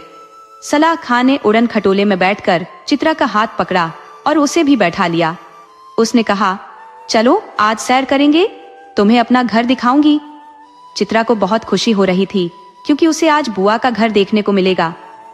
उड़न खटोला दोनों को लेकर चंदनपुरा गया और उतारने के बाद गायब हो गया। अब चित्रा एक विशाल बाग में बने महल में आ चुकी थी, जो पहले से ही सलाह खां की योजना का हिस्सा था। सलाह खां ने हंसते हुए अपना बुआ वाला रूप उतार फेंका और अपने असली रूप में आ गई। उसने कहा, मूर्ख लड़की, कैसा मेल और कैसा घर, अब से यही तेरा घर है और अंगूठी को भूल जा। चित्रा को समझ में आ गया कि उसे धोखे से यहाँ लाकर फंसा दिया गया है और यह औरत कोई और नहीं बल्कि एक ठगनी है। वह रोने लगी, लेकिन उसकी कोई सुनवाई नहीं हुई। सलाह खां दौड़ती हुई राजा के दरबार में पहुंची और बोली, महाराज, मैंने आपका काम पूरा कर दिया है। सोने के बालों वाली रानी को मैं यहाँ ले आई हूँ। अब जल्दी से राजकुमार समर प्रताप को ढूंढिए ताकि उन्हें बता सकूं कि आगे क्या करना है।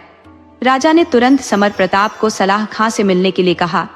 सलाह खां ने उसे अंगूठी दी और उसके रहस्य और उपयोग को समझाते हुए कहा, इसे हमेशा अपने पास रखना, तभी इसकी शक्ति तुम्हारे पास रहेगी। समर प्रताप ने अंगूठी को अपने पास रख लिया और उसके उपयोग को समझकर तैयार हो गया। चित्रा को अब सलाह खां के छल और मक्कारी का पूरा भेद खुल चुका था। वो अपनी मूर्खता पर पछता रही थी और उस दिन को कोस रही थी जब उसने बिना सोचे समझे सलाह खां पर भरोसा किया था।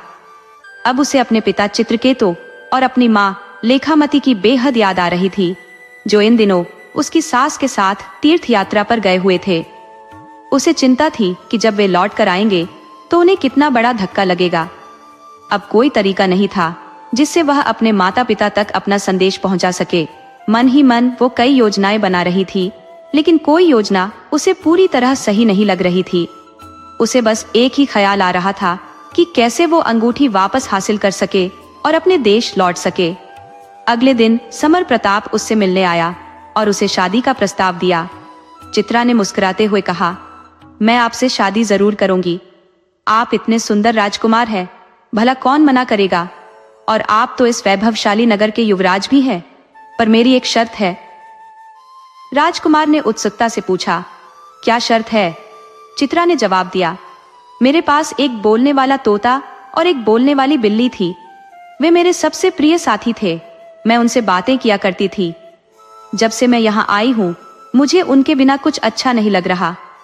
आप मुझे वो दोनों ढूंढ कर ला दीजिए, तभी मैं आपसे विवाह करूंगी, नहीं तो मैं इस सरोवर में कूदकर आत्महत्या कर लूंगी। राजकुमार घबरा गया और बोला, ऐसा मत करना, मैं तुम्हारी शर्तें मानता हूँ। चित्रा ने मन ही मन राहत की सांस ली, क्योंकि अब कुछ दिनों के लिए मुसीबत टल गई थी। राजकुमार ने सोचा कि जब सलाह खां चित्रा को यहाँ ला सकती है, तो वह बोलने वाले तोते और बिल्ली को भी ढूंढ सकती है। अंगूठी भी तो उसके पास है, इसमें क्या बड़ी बात है।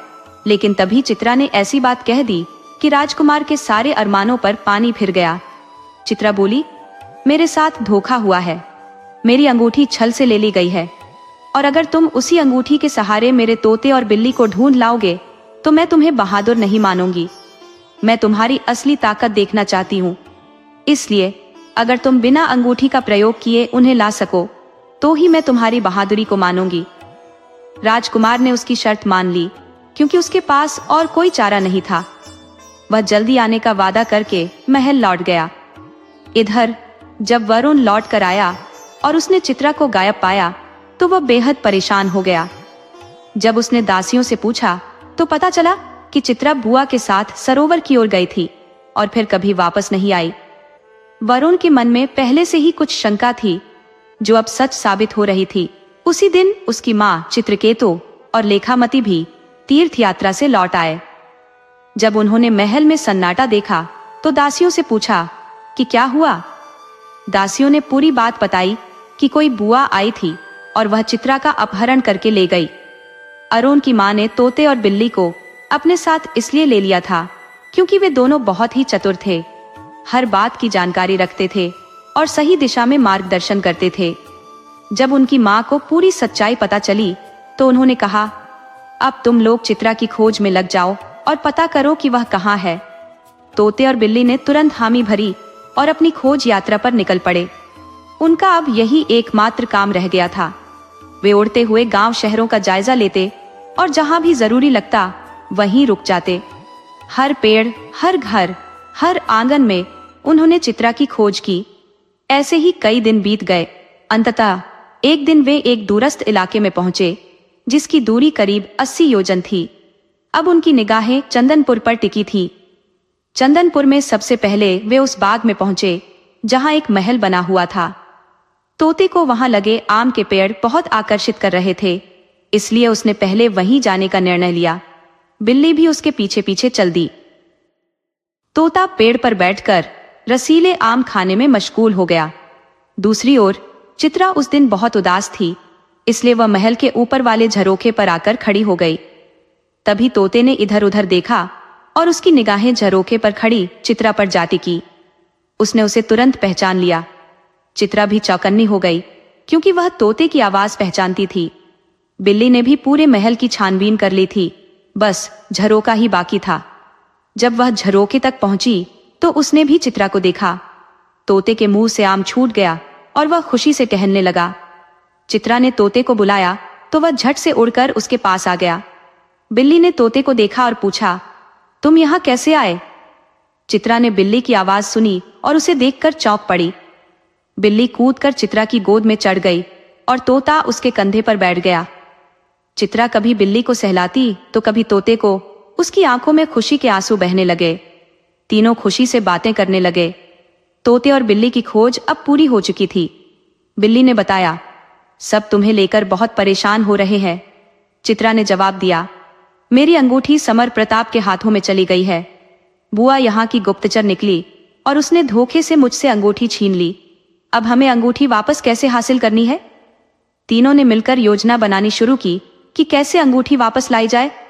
बिल्ली समर प्रताप के महल में पहुंच गई और उसका पीछा करने लगी।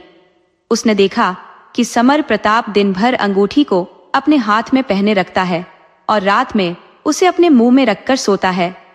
बिल्ली बहुत चालाक थी। उसने एक तरकीब सोची। रात में जब समर प्रताप गहरी नींद में था और अंगूठी उसके मुंह में थी तो बिल्ली पलंग के नीचे छिपकर इंतजार करने लगी। तभी उसने देखा कि चूहों की बारात निकल रही है। आमतौर पर बारात में दूल्हा आगे होता है, लेकिन चूहों के यहाँ इसका उल्टा होता है। दूल्हा सबसे पीछे रखा जाता है ताकि किसी आपदा की स्थिति में उसे बचाया जा सके। बिल्ली ने मौका ताड़ लिया और दूल्हे पर झपट्टा मारा। उसने उसे अपने मुंह में पकड़ लिया। यह देखकर चूहों का राजा और रानी रोते हुए बिल्ली के सामने आए और बोले, यह हमारा इकलौता बेटा है। हम उसका विवाह कराने का इंतजार कर रहे थे। उसे छोड़ दो, बदले में तुम हमें खा सकती हो। बिल्ली बोली, मुझे तुम्हें नहीं खाना है, बस मेरा एक काम कर दो, फिर मैं इसे छोड़ दूंगी। चूहों के राजा और रानी ने कहा, बताओ कौन सा काम? हम तो अपनी जान भी दे सकते हैं, लेकिन हमारे बेटे को छोड़ दो। बिल्ली ने कहा, जान देने की जरूरत नहीं है, बस इस राजकुमार की नाक में अपनी पूंछ डाल दो। चूहे बोले, ये कौन सा बड़ा काम है? तुरंत ही चूहों के राजा और रानी ने अपनी पलटन को आदेश दिया। सारे चूहे पलंग पर चढ़ गए और राजकुमार समर प्रताप की नाक में पूंछ डालने लगे। राजकुमार को छींक आने लगी और वह जोर जोर से चीखने लगा। इतनी ही देर में सारे चूहे 9-2-11 हो गए। चीखते ही अंगूठी मुंह से निकलकर दूर जा गिरी। बिल्ली तो इसी पल का इंतजार कर रही थी। उसने तुरंत ही अंगूठी उठाई और 9-2-11 हो गई।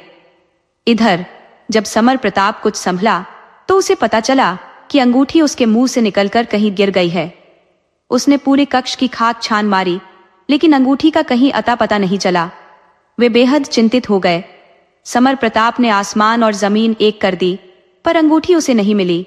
उसने हाहाकार मचा रखा था, सारे नौकरों को जुटा रखा था, सभी अंगूठी खोजने में लगे हुए थे। धीरे धीरे यह खबर पूरे महल में फैल गई कि राजकुमार समर प्रताप की जादुई अंगूठी गायब हो गई है। यह खबर सलाहकार तक भी पहुंच गई। उसने कहा, यह तो बड़ी गड़बड़ हो गई है, जल्दी से चित्रा के महल की ओर बढ़ो, वरना वह यहां से रफू चक्कर हो जाएगी। यह जरूर उसकी कोई चाल है। उधर चित्रा के महल में बिल्ली पहुंचने ही वाली थी। एक व्यक्ति ने जब इतनी सुंदर और अनोखी बिल्ली को देखा तो उसकी आंखें चमक उठी। वह व्यक्ति पशु पक्षियों का व्यापारी था। उसने तेजी से बिल्ली को पकड़ लिया। उधर तोता जो बिल्ली के पास ही था, उसने यह मंजर देखा। बिल्ली ने तुरंत ही मुंह से अंगूठी निकालकर जमीन पर डाल दी। तोते ने झपट्टा मारा और अंगूठी को मुंह में दबाकर ऊपर उड़ गया। अब तोता बिल्ली की नजरों से ओझल हो गया और बिल्ली अब अंगूठी के बारे में निश्चिंत हो गई। उसने व्यापारी की आंखों में पंजे से जोरदार वार किया, जिससे वह कराहता रह गया और बिल्ली वहां से निकल भागी। तोता चित्रा से कह रहा था, राजकुमारी जी, जल्दी से उड़न खटोला मंगा लीजिए और यहाँ से निकल चलिए। लेकिन चित्रा अपनी जगह से हिलने का नाम नहीं ले रही थी। वह रोते हुए कह रही थी, मैं अपनी प्यारी बिल्ली के बिना यहाँ से नहीं जाऊंगी, उसकी जान खतरे में पड़ जाएगी। तोते ने कहा, उसे कुछ नहीं होगा, आप मेरी बात मानिए, नहीं तो वे लोग आ जाएंगे और बिल्ली भी यहाँ आ जाएगी। वह कोई साधारण बिल्ली नहीं है। लेकिन चित्रा ने कहा, मैं अपनी जान से प्यारी बिल्ली को छोड़कर नहीं जा सकती। चित्रा को समझाना बहुत मुश्किल था। तभी उसने देखा कि बिल्ली दौड़ती हुई आ रही है, लेकिन उसके पीछे एक आदमी भी भागता हुआ नजर आया। राजकुमारी ने तुरंत ही अंगूठी को उठाया और बोली, सत्य राजा बासुकी की अंगूठी का जादू, मुझे जल्दी से उड़न खटोले में बिठाकर मेरे रूपनगर ले चलो। तुरंत ही उड़न खटोला आकर हाजिर हो गया। राजकुमारी चित्रा तोते को लेकर उड़न खटोले में बैठ गई।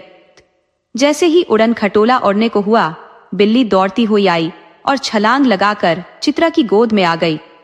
अब चित्रा अपने बिल्ली और तोते के साथ मुक्त होकर खुले आसमान की सैर कर रही थी। सफेद बादल उनके आसपास मंडरा रहे थे। चित्रा हंस रही थी और खुशियां मना रही थी। उधर समर प्रताप और उसके सैनिकों की टोली पीछे पीछे आ पहुंची, लेकिन उनकी आंखों के सामने से उड़न खटोला दूर आसमान में उड़ चुका था। अब कुछ नहीं हो सकता था। लोग हाथ मलते रह गए और समर प्रताप गुस्से से तिलमिला उठा। उसे ऐसा महसूस हो रहा था कि राजकुमारी चित्रा ने उसे धोखा दिया था और वे तोते बिल्ली उसे बचाकर ले गए थे। वह गुस्से में अपने पिता चंद्र प्रताप के पास गया और घोषणा कर दी, जब तक मैं राजकुमारी चित्रा को हासिल नहीं कर लेता, तब तक मैं अन्न जल ग्रहण नहीं करूंगा। चंद्र प्रताप, जो अब बहुत शक्तिशाली हो चुका था, उसने गरजते हुए अपने सेनापति को आदेश दिया, रूपनगर पर चढ़ाई कर दो। अब हम युद्ध करके ही चित्रा को जीत कर लाएंगे। उधर उड़न खटोला राजकुमारी चित्रा, बिल्ली और तोते सहित रूपनगर में जा पहुंचा। राजकुमारी चित्रा अपने उपवन में उतरी और फिर दौड़कर अपने महल में पहुंची। अपने माता पिता से मिलकर वह रोने लगी। उन्होंने भगवान का धन्यवाद किया कि उनकी बेटी सकुशल वापस आ गई है। अरुण की चिंताओं का भी अंत हो गया। राजकुमारी चित्रा ने अरुण को उसकी अंगूठी वापस देते हुए कहा, मैं उस दुष्ट सलाहकार की बातों में आ गई थी और आपसे अंगूठी मांग ली, जिसका फल मुझे भुगतना पड़ा। मुझे माफ कर दीजिए। अरुण ने कहा, यह तो उस दुष्ट के बहकावे में आकर हुआ था। तुम उस घटना को एक बुरा सपना समझकर भूल जाओ। लेकिन चंदनपुर का नाम सुनते ही अरुण की मां गुस्से से भर गई। उन्होंने अरुण से कहा, आज वह समय आ गया है जब मैं तुम्हें सारा सच बताऊंगी। यह चंदनपुर का राजा चंद्रकेतु एक धूर्त और विश्वासघाती व्यक्ति था। उसने धोखे से हमारे मंत्री के साथ मिलकर रात के समय हमला किया था, जिसमें तुम्हारे पिता महाराज वीरभद्र बहादुरी से लड़ते हुए घायल हो गए थे। मुझे जबरन एक गुप्त रास्ते से बाहर निकाल दिया गया था और उन्होंने मुझसे वचन लिया कि मैं तुम्हारे वंश की सुरक्षा करूंगी। उन्होंने दरवाजा बंद कर दिया और मुझे यह पता नहीं चल पाया कि तुम्हारे पिता महाराज वीरभद्र का क्या हुआ, लेकिन मैं तुम्हें वहां से सुरक्षित निकालने में सफल रही। मेरा नाम सुगंधा है और मैं चंदनपुर की महारानी थी। तुम राजकुमार अरुण हो, है ना? ये सुनकर चित्रा और लेखमती अत्यंत प्रसन्न हो गए। दोनों ने कहा, हमें तो पहले दिन से ही यह आभास हो गया था कि यह कोई साधारण युवक नहीं है। इसके चेहरे पर राजकुमारों जैसा तेज और प्रतिभा दिखाई देती है। चित्रकेतु ने कहा, चंद्रकेतु एक दुष्ट और कपटी व्यक्ति है। उसी का बेटा समर प्रताप है जो कभी नहीं सुधरेगा। अपनी सेना को तैयार रहने का आदेश दो। चित्रकेतु के निर्देशन में अरुण ने अपनी सेना को युद्ध के लिए तैयार किया। चित्रकेतु की आशंका सही निकली। चंदनपुर से एक दूत आया और उसने कहा, राजकुमारी चित्रा को हमारे हवाले कर दो, वरना हम आपके राज्य पर आक्रमण करेंगे और राजकुमारी को छीन कर ले जाएंगे। अरुण ने तीखे स्वर में उत्तर दिया, आक्रमण तुम क्या करोगे? आक्रमण तो हम खुद ही करेंगे। इसके बाद राजा चित्रकेतु और अरुण एक भारी सैन्य बल के साथ चंदनपुर की ओर रवाना हो गए। चंदनपुर की सीमा पर पहुंचकर उन्होंने अपना शिविर स्थापित कर लिया। चंदनपुर का चिरकालिक शत्रु माधवनगर का राजा विक्रम सिंह भी आकर रूपनगर के अरुण और चित्रकेतु के साथ मिल गया। वही माधवनगर था जहां अरुण का पूरा बचपन बीता था।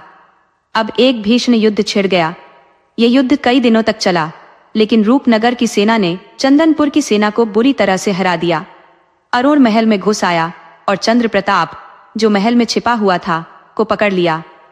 महल के शयन कक्ष में अरुण ने चंद्र प्रताप को छुपा हुआ पाया और उसे गिरफ्तार कर लिया। इसके बाद जब वह बाहर आया तो समर प्रताप तलवार लेकर उसके सामने आ गया। वह अब अकेला बचा था, लेकिन जैसे ही उसने अरुण को देखा वह हैरान रह गया और बोला, अरे तू वही भिखारी मजदूर है? तू चित्रा का पति और मेरा दुश्मन है। तुझे तो शर्म आनी चाहिए। मैंने एक बार तेरी जान बख्श दी थी, वह भूल गया? तूने तो कहा था कि जीवन भर याद रखेगा और जब मौका आएगा तो बदला चुकाएगा।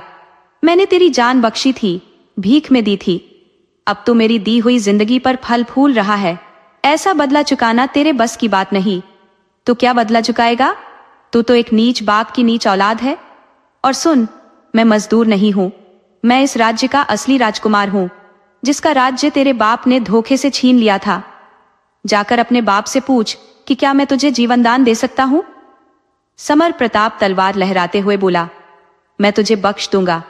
अरुण हंसकर कहने लगा, तू मुझे क्या बख्शेगा? तू तो खुद ही अपनी जान की भीख मांगेगा। उन दोनों में भयंकर लड़ाई शुरू हो गई। जल्दी ही अरुण ने समर प्रताप की तलवार तोड़ दी। समर प्रताप निहत्था रह गया और उसने अपनी तलवार फेंक दी। फिर दोनों में मल्लयुद्ध होने लगा और अरुण ने जल्द ही समर प्रताप को परास्त कर दिया। समर प्रताप को भी गिरफ्तार कर लिया गया। जब चंद्र प्रताप ने देखा कि उसका बेटा समर प्रताप भी कैद में आ गया है, तो उसने अरुण से कहा, मैं तुम्हें एक ऐसी बात बताना चाहता हूं जिससे तुम प्रसन्न हो जाओगे। मेरा और मेरे बेटे का जीवन बख्श दो। तुम्हारे पिता जीवित है और इसी जेल खाने में है। ये सुनकर अरुण को बहुत खुशी हुई। उसने कहा, अगर तुमने नहीं भी बताया होता तो भी मैं उन्हें जेल खाने में ढूंढ ही लेता, क्योंकि मैं अब जेल के सभी कैदियों को रिहा करने जा रहा हूं। केवल तुम दोनों को छोड़कर तुम्हें आजीवन कैद में रहना होगा। चंद्र प्रताप और समर प्रताप को उनकी करने का फल मिल गया। बाकी उनकी रानियों और परिवार के सदस्यों को अरुण ने रिहा करवा दिया। वे अपने सोमनगर में वापस चली गई। राजा वीरभद्र जेल में पड़े हुए थे। सुगंधा ने उन्हें देखते ही पहचान लिया। राजा वीरभद्र सुगंधा और अरुण से मिलकर भाव विभोर हो गए। उनकी आंखों से खुशी के आंसू बहने लगे। उन्हें लगा कि अब वे कभी अपनी पत्नी और बेटे से नहीं मिल पाएंगे, लेकिन नियति को कुछ और ही मंजूर था। राजा वीरभद्र के बुरे दिनों का अंत हो गया और अब सब लोग मिल गए। अब राजकुमार अरुण का जीवन खुशहाल हो गया। राजा वीरभद्र ने एक बार फिर से अपने खोए हुए राज्य चंदनपुर पर शासन करना शुरू किया। लेकिन एक कहानी अभी बाकी थी जो अरुण के मन को अंदर ही अंदर कचोट रही थी। वह कहानी उसे अचानक ही तब पता चली जब उसकी सास रानी लेखमती अपनी बेटी चित्रा से रोते हुए कह रही थी, बेटी, ये सब किस्मत का खेल है। आज जब विपत्ति के सारे बादल छंट गए हैं और खुशियों की चमक हमारे सामने आकर मुस्कुरा रही है, तो कितना अच्छा लग रहा है। इतने समय से बिछड़े हुए लोग एक दूसरे से मिल गए हैं। ये सब मानो असंभव था, लेकिन भगवान की कृपा से ये हो गया। और उनके खोए हुए राज्य के साथ साथ उनके पिता भी मिल गए, जिसकी कभी उम्मीद भी नहीं थी। भगवान मुझ पर भी ऐसी ही दया दिखा देते तो मेरी दुखियारी आत्मा को भी शांति मिल जाती। बेटी, मेरे मन को कभी संतोष नहीं मिला। मैं हमेशा अपने बेटे पराग के लिए मन ही मन रोती रही हूं। कहीं से मेरा बेटा भी मुझे मिल जाता तो कितना अच्छा होता। चित्रा ने कहा, माँ, जो चीज होनी नहीं है उसके लिए रो रो कर दिल को क्यों दुखी करती हो? अगर पिताजी ने यह सुना तो वे भी दुखी हो जाएंगे। मुझे क्या दुख नहीं होता?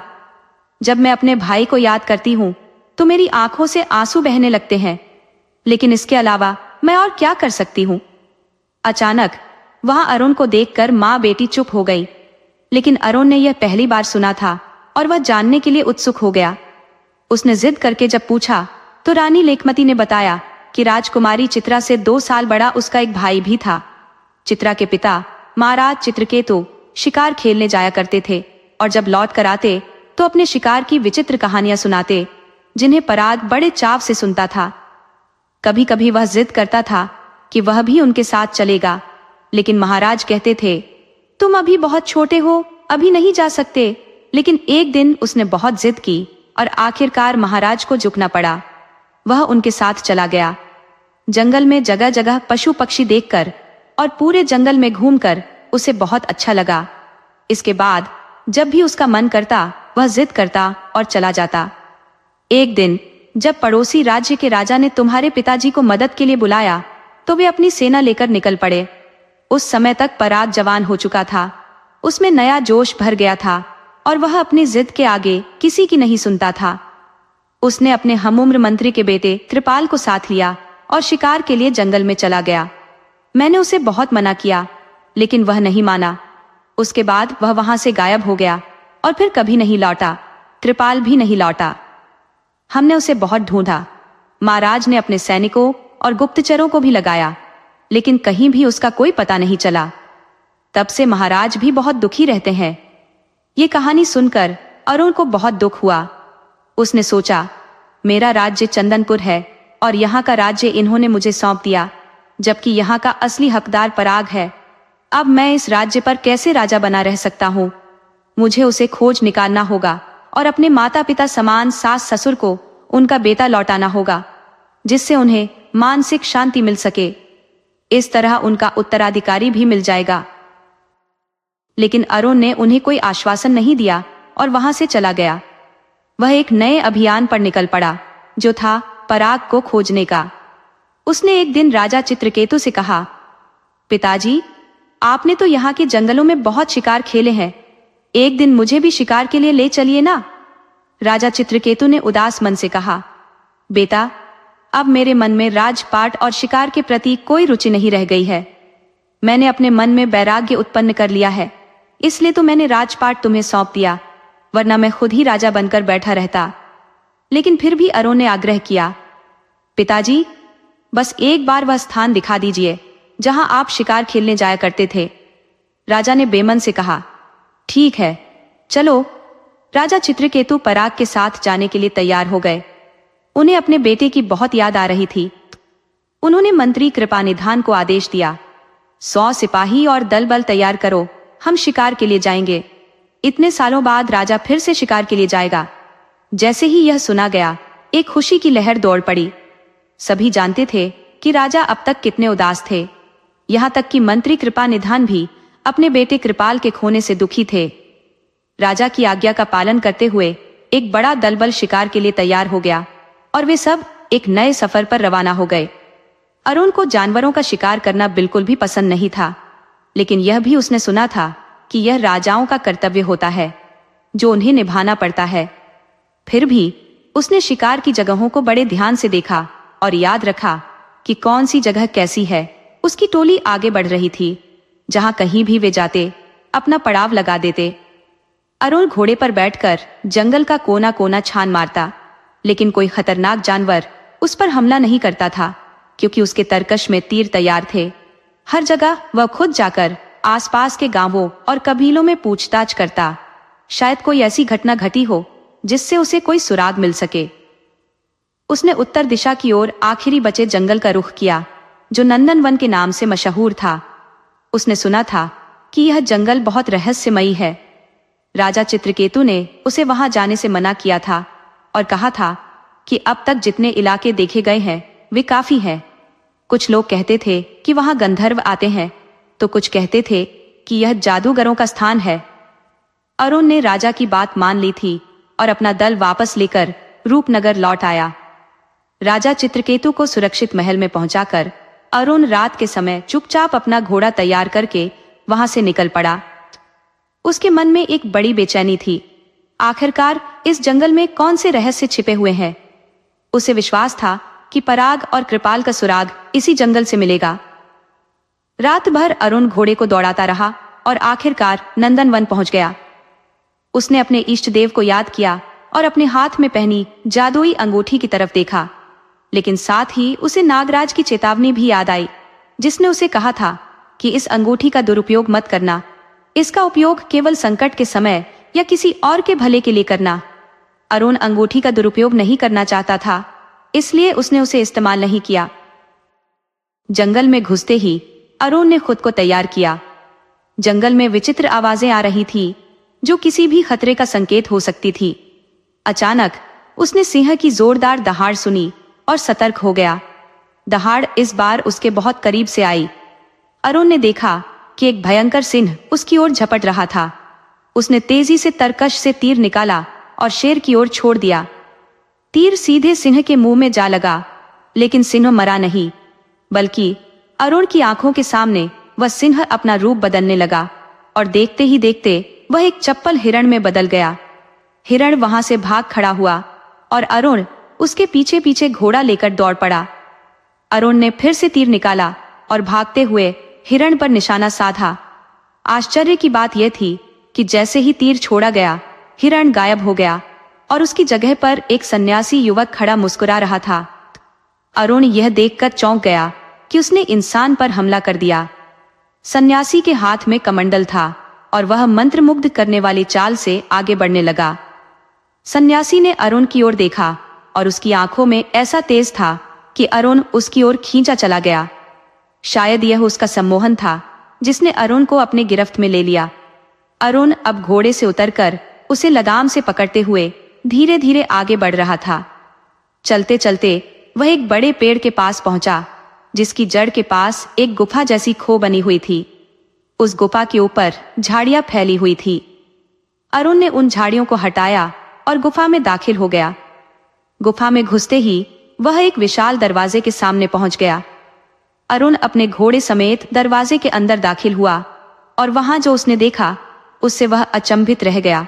बाहर से तो वह जगह एक साधारण पेड़ लग रहा था, लेकिन अंदर एक अद्भुत और रहस्यमयी दुनिया बसी हुई थी। वह चौड़े रास्ते पर अपने घोड़े को लेकर आगे बढ़ता रहा। उसने देखा कि सामने अस्तबल है, जहां उसने घोड़े को बांध दिया। फिर वह उस शख्स के पीछे पीछे चलने लगा, जैसे कोई गुलाम अपने मालिक का हुक्म मानता है। उसने देखा कि सामने कई महल खड़े थे, जिनमें से एक बड़ा महल सबसे प्रमुख था। महल के द्वार पर संतरी तैनात थे। वे महल के अंदर चले गए और अरुण भी उसके पीछे हो लिया। महल के अंदर एक विशाल कक्ष था, जहां कई लोग पहले से बैठे हुए थे। अरुण को देखते ही वे सब अपने माथे पर हाथ मारने लगे और अपनी छाती पीटने लगे, जैसे कोई मातम मना रहा हो। अरुण ने देखा कि वह सन्यासी जिसे उसने पहले देखा था, अब एक भयानक शक्ल वाले व्यक्ति में बदल गया है, जो बहुत ही कुरूप और डरावना लग रहा था। वह जोर जोर से हंसने लगा और बोला, आज तो बड़ा ही शुभ दिन है जो तू मेरे जाल में फंस गया। तुझे पता नहीं तूने मेरा कितना बड़ा भला किया है। अब मेरे अधूरे काम को पूरा करने के लिए तू आ गया है। अरुण ने पूछा, कौन सा अधूरा काम? वह व्यक्ति बोला, मैं एक महायज्ञ कर रहा हूं, जो तांत्रिक क्रिया का हिस्सा है। मेरा नाम कापालिक है। मेरे पास कई शक्तियां हैं। मैं राजाओं को हराकर चक्रवर्ती सम्राट बनना चाहता हूं और सारे राजाओं को अपने वश में करना चाहता हूं। लेकिन इसमें सबसे बड़ी बाधा है गंधर्व नगर का राजा। वह हर बार मुझे हरा देता है। अरुण ने पूछा, गंधर्व नगर के राजा से तुम्हारा क्या मतलब है? उसने उत्तर दिया, मतलब बहुत गहरा है। तुम्हें पता है कि तुम्हारी पत्नी चित्रा गंधर्वराज की पूर्व जन्म की बेटी यानी राजकुमारी थी। उसे शापवश एक जन्म के लिए मनुष्य का जीवन जीने के लिए दंडित किया गया था। उसने अपने पिता की इच्छा के विरुद्ध एक गंधर्व से विवाह किया था, जिसके परिणाम स्वरूप उन्हें यह दंड मिला था। और जानते हो कि उस गंधर्व का जन्म किसके रूप में हुआ था? वह तुम हो। अब जब तुम दोनों ने अपना दंड भोग लिया है तो गंधर्वराज को तुम्हें स्वीकार करना पड़ेगा। इसीलिए अब तुम और चित्रा दोनों गंधर्वराज के दामाद और बेटी हो गए हो। अब तुम मेरे कब्जे में हो और मैं तुम्हारे माध्यम से दो शिकार करूंगा। पहला, गंधर्वराज तुम्हें बचाने के लिए दौड़ता हुआ आएगा, और दूसरा, मेरे 101 राजकुमारों की बलि पूरी हो जाएगी। वैसे तो मैंने 101 राजकुमारों की बलि पहले ही दे दी होती, लेकिन रूपनगर का राजकुमार पराग मुझे धोखा देकर भाग गया। अरुण यह सुनकर हक्का बक्का रह गया। उसने पूछा, पराग ने तुम्हें कैसे धोखा दिया? उस व्यक्ति ने कहा, दिन के समय मेरी शक्तियां कमजोर हो जाती हैं। वह मेरी गतिविधियों पर नजर रख रहा था और उसने मेरे 2-4 मंत्र सीख लिए। वह बहुत चालाक था। उसने जाल तोड़कर भागने का तरीका ढूंढ लिया, लेकिन वह अपने असली रूप में नहीं आ पाया। अरुण ने कहा, क्या तुम सच कह रहे हो? उस व्यक्ति ने उत्तर दिया, हाँ, मैं अपनी शक्ल बदलने में माहिर हूं ताकि पकड़ा न जा सकूं, और यदि पकड़ा जाऊं तो फिर से अपना असली रूप धारण कर सकूं। मैंने यहाँ एक राजकुमारी को भी बंदी बना रखा था, जिसे मैं अपनी रानी बनाना चाहता था, लेकिन वह दुष्ट पराग उसे भी लेकर भाग गया। लेकिन कोई बात नहीं, वह अब भी मेरी गिरफ्त में है। यहाँ चारों ओर मेरे जादू का जाल बिछा हुआ है, जिसे तोड़कर कोई भी बाहर निकलने की कोशिश करेगा तो पछताएगा। आज मेरा महायज्ञ पूरा हो जाएगा। उस व्यक्ति ने फिर से जोर जोर से हंसना शुरू कर दिया। कापालिक अपने अहंकार में डूबा हुआ जोर से हंसता हुआ बाहर निकल गया। उसने चारों ओर नजर दौड़ाई। वहां बैठे लोग जो रो रहे थे, उनसे अरुण ने बातचीत शुरू कर दी। उसने उनसे पूछा, तुम सब कौन हो? सभी ने अपना अपना परिचय देना शुरू किया। कोई कह रहा था कि वह फला राज्य का राजकुमार है, तो कोई अपने देश का नाम बताकर कह रहा था कि वह उस राज्य का युवराज है।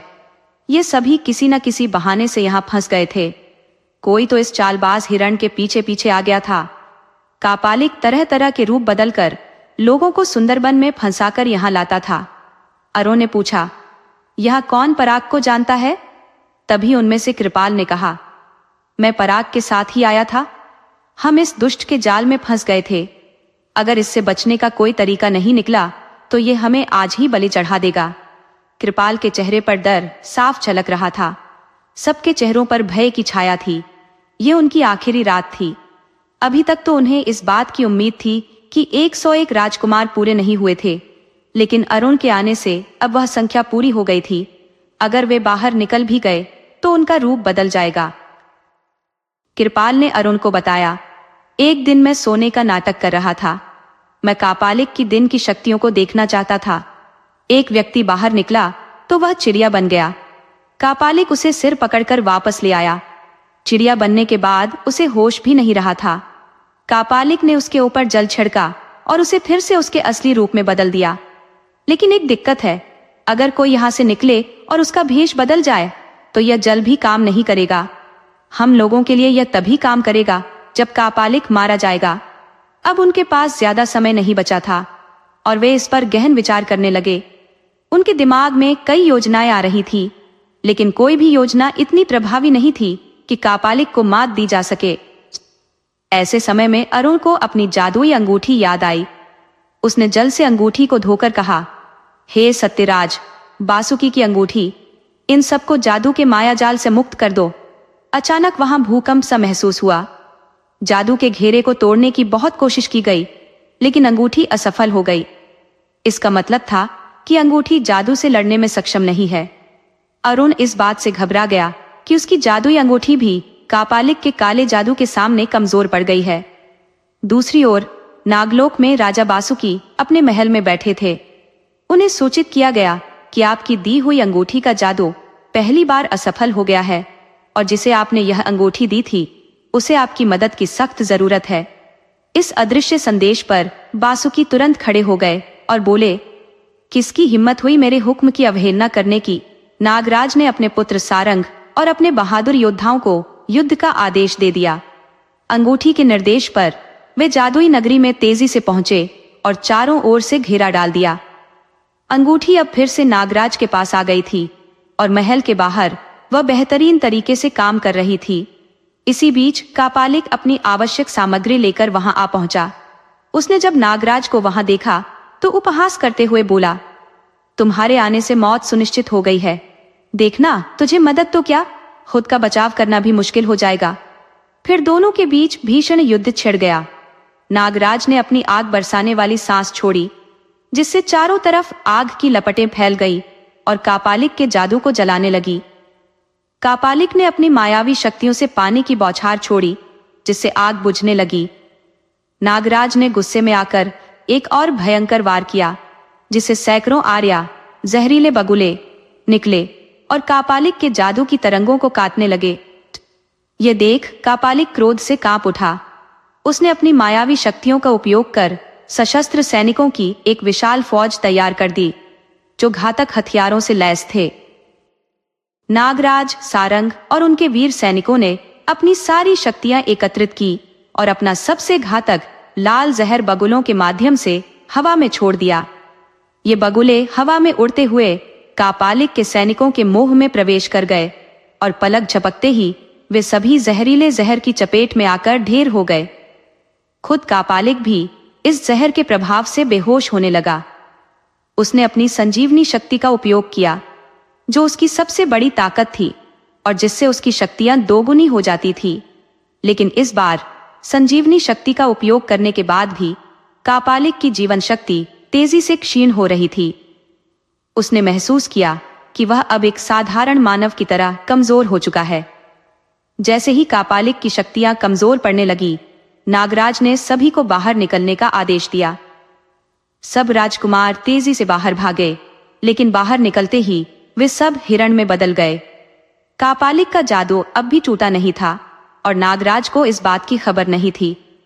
अरुण को इसका पहले से अंदेशा था, लेकिन उसकी चेतावनी को किसी ने अनसुना कर दिया, क्योंकि सब अपनी जान बचाने में लगे थे। अरुण अब हताश महसूस कर रहा था। उसे लगा कि उसकी सारी मेहनत बेकार हो गई है। बाहर आए राजकुमारों को उनके असली रूप में लाना अब बहुत मुश्किल लग रहा था। अरुण महल के दरवाजे पर दौड़ता हुआ पहुंचा और जोर से चिल्लाया, कोई भी जंगल में बिखरना मत, सभी लोग इकट्ठे रहो, मैं कुछ करता हूं। नागराज और कापालिक ने भी उसकी बात सुनी, लेकिन कापालिक अब दो तरफ से गिर चुका था। अगर वह इन हिरणों को इकट्ठा करने की कोशिश करता तो नागराज उस पर भारी पड़ जाता। नागराज ने भी अरुण की चेतावनी सुनी और हिरणों से कहा, तुम सभी एक जगह इकट्ठे रहो, तुम्हें तुम्हारे असली रूप में वापस लाने का पूरा प्रयास किया जाएगा। हालांकि वे राजकुमार अब हिरण बन गए थे, लेकिन वे अरुण की बात समझ सकते थे। उन्होंने सलाह मशविरा किया और तय किया कि वे युद्ध स्थल से दूर किसी सुरक्षित जगह पर छिप जाएं। वे बाहर नहीं आए, क्योंकि उन्हें पता था कि अगर वे बाहर निकले तो किसी और जानवर के रूप में बदल जाएंगे और फिर कुछ नहीं कर पाएंगे। अरुण जल का कलश लेकर खड़ा था, इस उम्मीद में कि जैसे ही कापालिक का जादू टूटे वह जल हिरणों पर छिड़क सके। नागराज ने भी समझ लिया था कि कापालिक को परास्त करना बेहद जरूरी है। नागराज ने देखा कि कापालिक मरते मरते भी संजीवनी शक्ति से जीवित हो गया है, तो उसने अपनी योग शक्ति का इस्तेमाल किया। योग शक्ति से अदृश्य किरणों का जाल कापालिक के गले के चारों ओर लिपट गया और वे किरणें उसकी प्राणवायु को सोखने लगी। कापालिक अब दम घुटने से तड़पने लगा। उसकी सारी शक्तियां धीरे धीरे खत्म हो रही थी। पहले से ही कमजोर हुई उसकी शक्ति इस भीषण लड़ाई के बाद और भी क्षीण हो गई थी। आखिरकार कापालिक मरकर धरती पर गिर पड़ा। जैसे ही वह मरा, वहां मौजूद महल और अन्य सभी चीजें एक झटके में गायब हो गई। चारों ओर सिर्फ पेड़ ही पेड़ थे और अरुण के हाथ में जल का कलश था। सबने नागराज का धन्यवाद किया और कहा, नागराज, आपने हमारे संकट के समय हमारी रक्षा की। नागराज ने उत्तर दिया, आपने भी हमारे इकलौते पुत्र की रक्षा की थी और हम इंसान नहीं, इसीलिए हम उपकार को मानते हैं। नागराज ने वह अंगूठी फिर से अरुण को दे दी और कहा, हम तुम्हारी ईमानदारी और सेवा भावना से बहुत खुश हैं। इस अंगूठी का हमेशा परोपकार के लिए उपयोग करना, तभी यह प्रभावी रहेगी। नागराज अपने सैनिकों और पुत्र सारंग के साथ वहां से चला गया। अरुण ने अब हिरणों को ढूंढना शुरू किया और जल्द ही वे एक झुरमुट में मिले। अरुण ने उन पर कलश का जल छिड़क दिया और एक एक करके सब धुएं के बादलों में गिरकर अपने वास्तविक रूप में वापस आ गए। सभी राजकुमारों ने अरुण की तारीफ की और अपने अपने राज्य को लौट गए। अरुण भी अब कृपाल के साथ अपने नगर की ओर चल पड़ा। जल का कलश कृपाल के हाथ में था, लेकिन उसे एक ही दुख था कि पराग कहीं नहीं मिला। पराग न सही, लेकिन उसने 101 राजकुमारों और कृपाल को मुक्त करवाया था, जो कि कम नहीं था। लंबी और थकान भरी यात्रा के बाद अरुण वापस अपने नगर आ गया, जहां उसके गायब होने से सभी लोग परेशान थे। उसे देखकर सब बहुत खुश हो गए। मंत्री ने जैसे ही अपने बेटे कृपाल को जिंदा देखा, उसकी आंखों में खुशी के आंसू छलक पड़े। जब कृपाल ने बताया कि अरुण ने उसे छुड़वाया है, तो मंत्री भावुक होकर अरुण के पैरों में गिर गया और कहा, आपने हमें नया जीवन दिया है। अरुण को देखकर बिल्ली उसकी गोद में आकर बैठ गई और तोता भी उसके पैरों के पास आकर बैठ गया।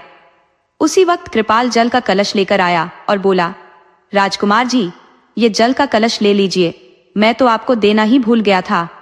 राजकुमार अरुण को बहुत गुस्सा आया और उसने कहा, अब इस जल के कलश का हम क्या करेंगे? जब हमें पराग ही नहीं मिला तो ये बेकार है। ये कहकर उसने गुस्से में जल उड़ेल दिया, जो सीधा बिल्ली और तोते के ऊपर जा गिरा। वे दोनों उसमें भीग गए। इसके बाद जो हुआ वह किसी ने सपने में भी नहीं सोचा था। धुएं के 2 गुब्बार उठे और जब धुआं साफ हुआ तो अरुण ने देखा कि तोते की जगह एक सुंदर राजकुमार खड़ा था और बिल्ली की जगह एक अत्यंत खूबसूरत राजकुमारी खड़ी थी। यह देखकर अरुण चौंक गया। राजकुमार पराग और राजकुमारी रत्नावली, जो कि पहले तोता और बिल्ली थे, अब असली रूप में खड़े थे। कृपाल ने अरुण से कहा, ये तो हमारे राजकुमार पराग है। यह सुनकर अरुण की सारी मेहनत सफल हो गई और उसकी खुशी का कोई ठिकाना नहीं रहा। यह समाचार बिजली की तरह महल में फैल गया। राजा चित्रकेतु और रानी लेखमती यह खबर सुनते ही खुशी से झूम उठे। उन्होंने देखा कि वह राजकुमार पराग ही था। पराग दौड़कर अपने माता पिता के गले लग गया। वर्षों बाद अपने बेटे से मिलकर राजा रानी की आंखों में खुशी के आंसू छलक पड़े। रानी की नजर तभी उस सुंदर राजकुमारी पर पड़ी और उन्होंने पूछा, ये कौन है? राजकुमार पराग ने जवाब दिया, ये राजकुमारी रत्नावली है, जिसे कापालिक ने विशाल नगर से अपहरण किया था। हम दोनों ही वहां से भाग निकले थे और हम रूपनगर तक पहुंचते पहुंचते कापालिक के जाल में फंस गए थे। अरुण ने हमें खरीद कर हमारी जान बचाई। राजकुमारी रत्नावली को उनके घर भेजने के बाद राजा चित्रकेतु और रानी लेखमती ने पराग का धन्यवाद किया। अब एक नया समारोह शुरू हुआ। यह समारोह था राजकुमार पराग और राजकुमारी रत्नावली के विवाह का। यह विवाह इतनी धूमधाम से हुआ कि सब लोग दंग रह गए। राजकुमारी रत्नावली अब रानी बनकर रूपनगर में आ गईं। एक बार फिर से चारों तरफ खुशियों का माहौल बन गया था। राजा चित्रकेतु और रानी लेखमती का दिल अब सुकून से भर गया था कि उनका उत्तराधिकारी लौट आया है। राजकुमार पराग का राज्याभिषेक बड़े धूमधाम से हुआ। राजा बनने के बाद पराग अपने माता पिता चित्रकेतु और लेखमती को साथ लेकर चंदनपुर चला गया। विदाई के वक्त रानी लेखमती और राजा चित्रकेतु की आंखों में आंसू थे। उन्होंने सुगंधा से कहा, आपने तो हमारा उद्धार कर दिया, आपसे बिछड़ना बहुत मुश्किल होगा। रानी सुगंधा ने कहा, मैं जल्द ही फिर आऊंगी, उदास मत होइए। अरुण ने हंसते हुए कहा, हमारा उड़न खटोला है ना, पलक झपकते ही यहां पहुंच जाएंगे। ये सुनकर सब हंस पड़े और उड़न खटोले को बुलाया। थोड़ी ही देर में उड़न खटोला हवा में उड़ता हुआ ओझल हो गया।